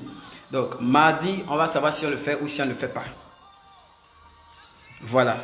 Mais donc, mardi et jeudi, c'est 15h30. Dimanche, c'est 10h30. Je suis en train de préparer aussi une autre veillée. D'accord, je suis en train de préparer une autre veillée de prière. Je vous tiendrai informé comment on pourra faire ça et tout. Oui, Lorraine, je sais que tu es là. Ok, donc rentrez en communication avec les numéros qu'on vous contacte, rentrez en contact avec eux. Sur ce, soyez bénis. Laurine, joyeux anniversaire. Antoinette Sem. Aujourd'hui, c'est l'anniversaire d'Antoinette Sem. C'est une de mes filles. Est-ce qu'on peut lui souhaiter joyeux anniversaire? Je vous regarde encore en direct. Est-ce qu'on peut lui souhaiter joyeux anniversaire, s'il vous plaît? Antoinette Sem. Son prénom, c'est Laurine. Voilà. Qui se joint avec moi pour souhaiter un joyeux anniversaire ici? Un joyeux anniversaire. Qui d'autre a son anniversaire? On va le faire en direct ici. Ok, Cédrila se joint avec moi. Joyeux anniversaire. Ok, merci Cédrila. Merci au... Qui d'autre? Je tiens à saluer mon épouse. Je ne suis pas avec elle. Je suis un peu en retraite. Je suis un peu retiré là. Je prie, mais on va se retrouver elle et moi tout à l'heure. Donc, Ni de pétrole Ngombe Kale, c'est mon épouse. Elle me regarde, elle m'a regardé tout à l'heure. Sois béni là où tu es, j'arrive à la maison. Donc, shalom à tous, soyez bénis. Merci Alexandrine, merci Amine, merci Stélina. Ok. Yes, elle va remercier les gens, c'est pas moi. Donc, que Dieu vous bénisse, que Dieu vous bénisse, que Dieu vous bénisse. On se retrouve mardi à 15h30. N'oubliez pas, vous avez des témoignages, vous avez des choses que vous voulez apporter.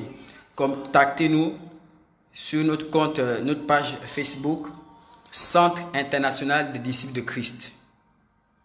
Ou appelez au numéro qu'on vous communique généralement, le 066 36 28 28 065 77 00 15. Pour ceux qui veulent faire des offrandes, Airtel Money, on vous a communiqué un numéro Airtel Money. Maintenant, ceux qui veulent passer par d'autres procédés, appelez sur le numéro et on va vous orienter. Que Dieu vous bénisse. C'est déjà bon début de semaine. On attend que le Covid termine. Soyez bénis. Shalom et bye. On attend que les jeux anniversaires terminent avant de couper. J'attends un peu. J'ai envie de prier pour Maryse. Est-ce que Maryse est là? Perlette, tu es là? J'ai entendu ton nom tout de suite. Perlette est là? Il faut que je prie pour elle apparemment. Est-ce que Perlette est là?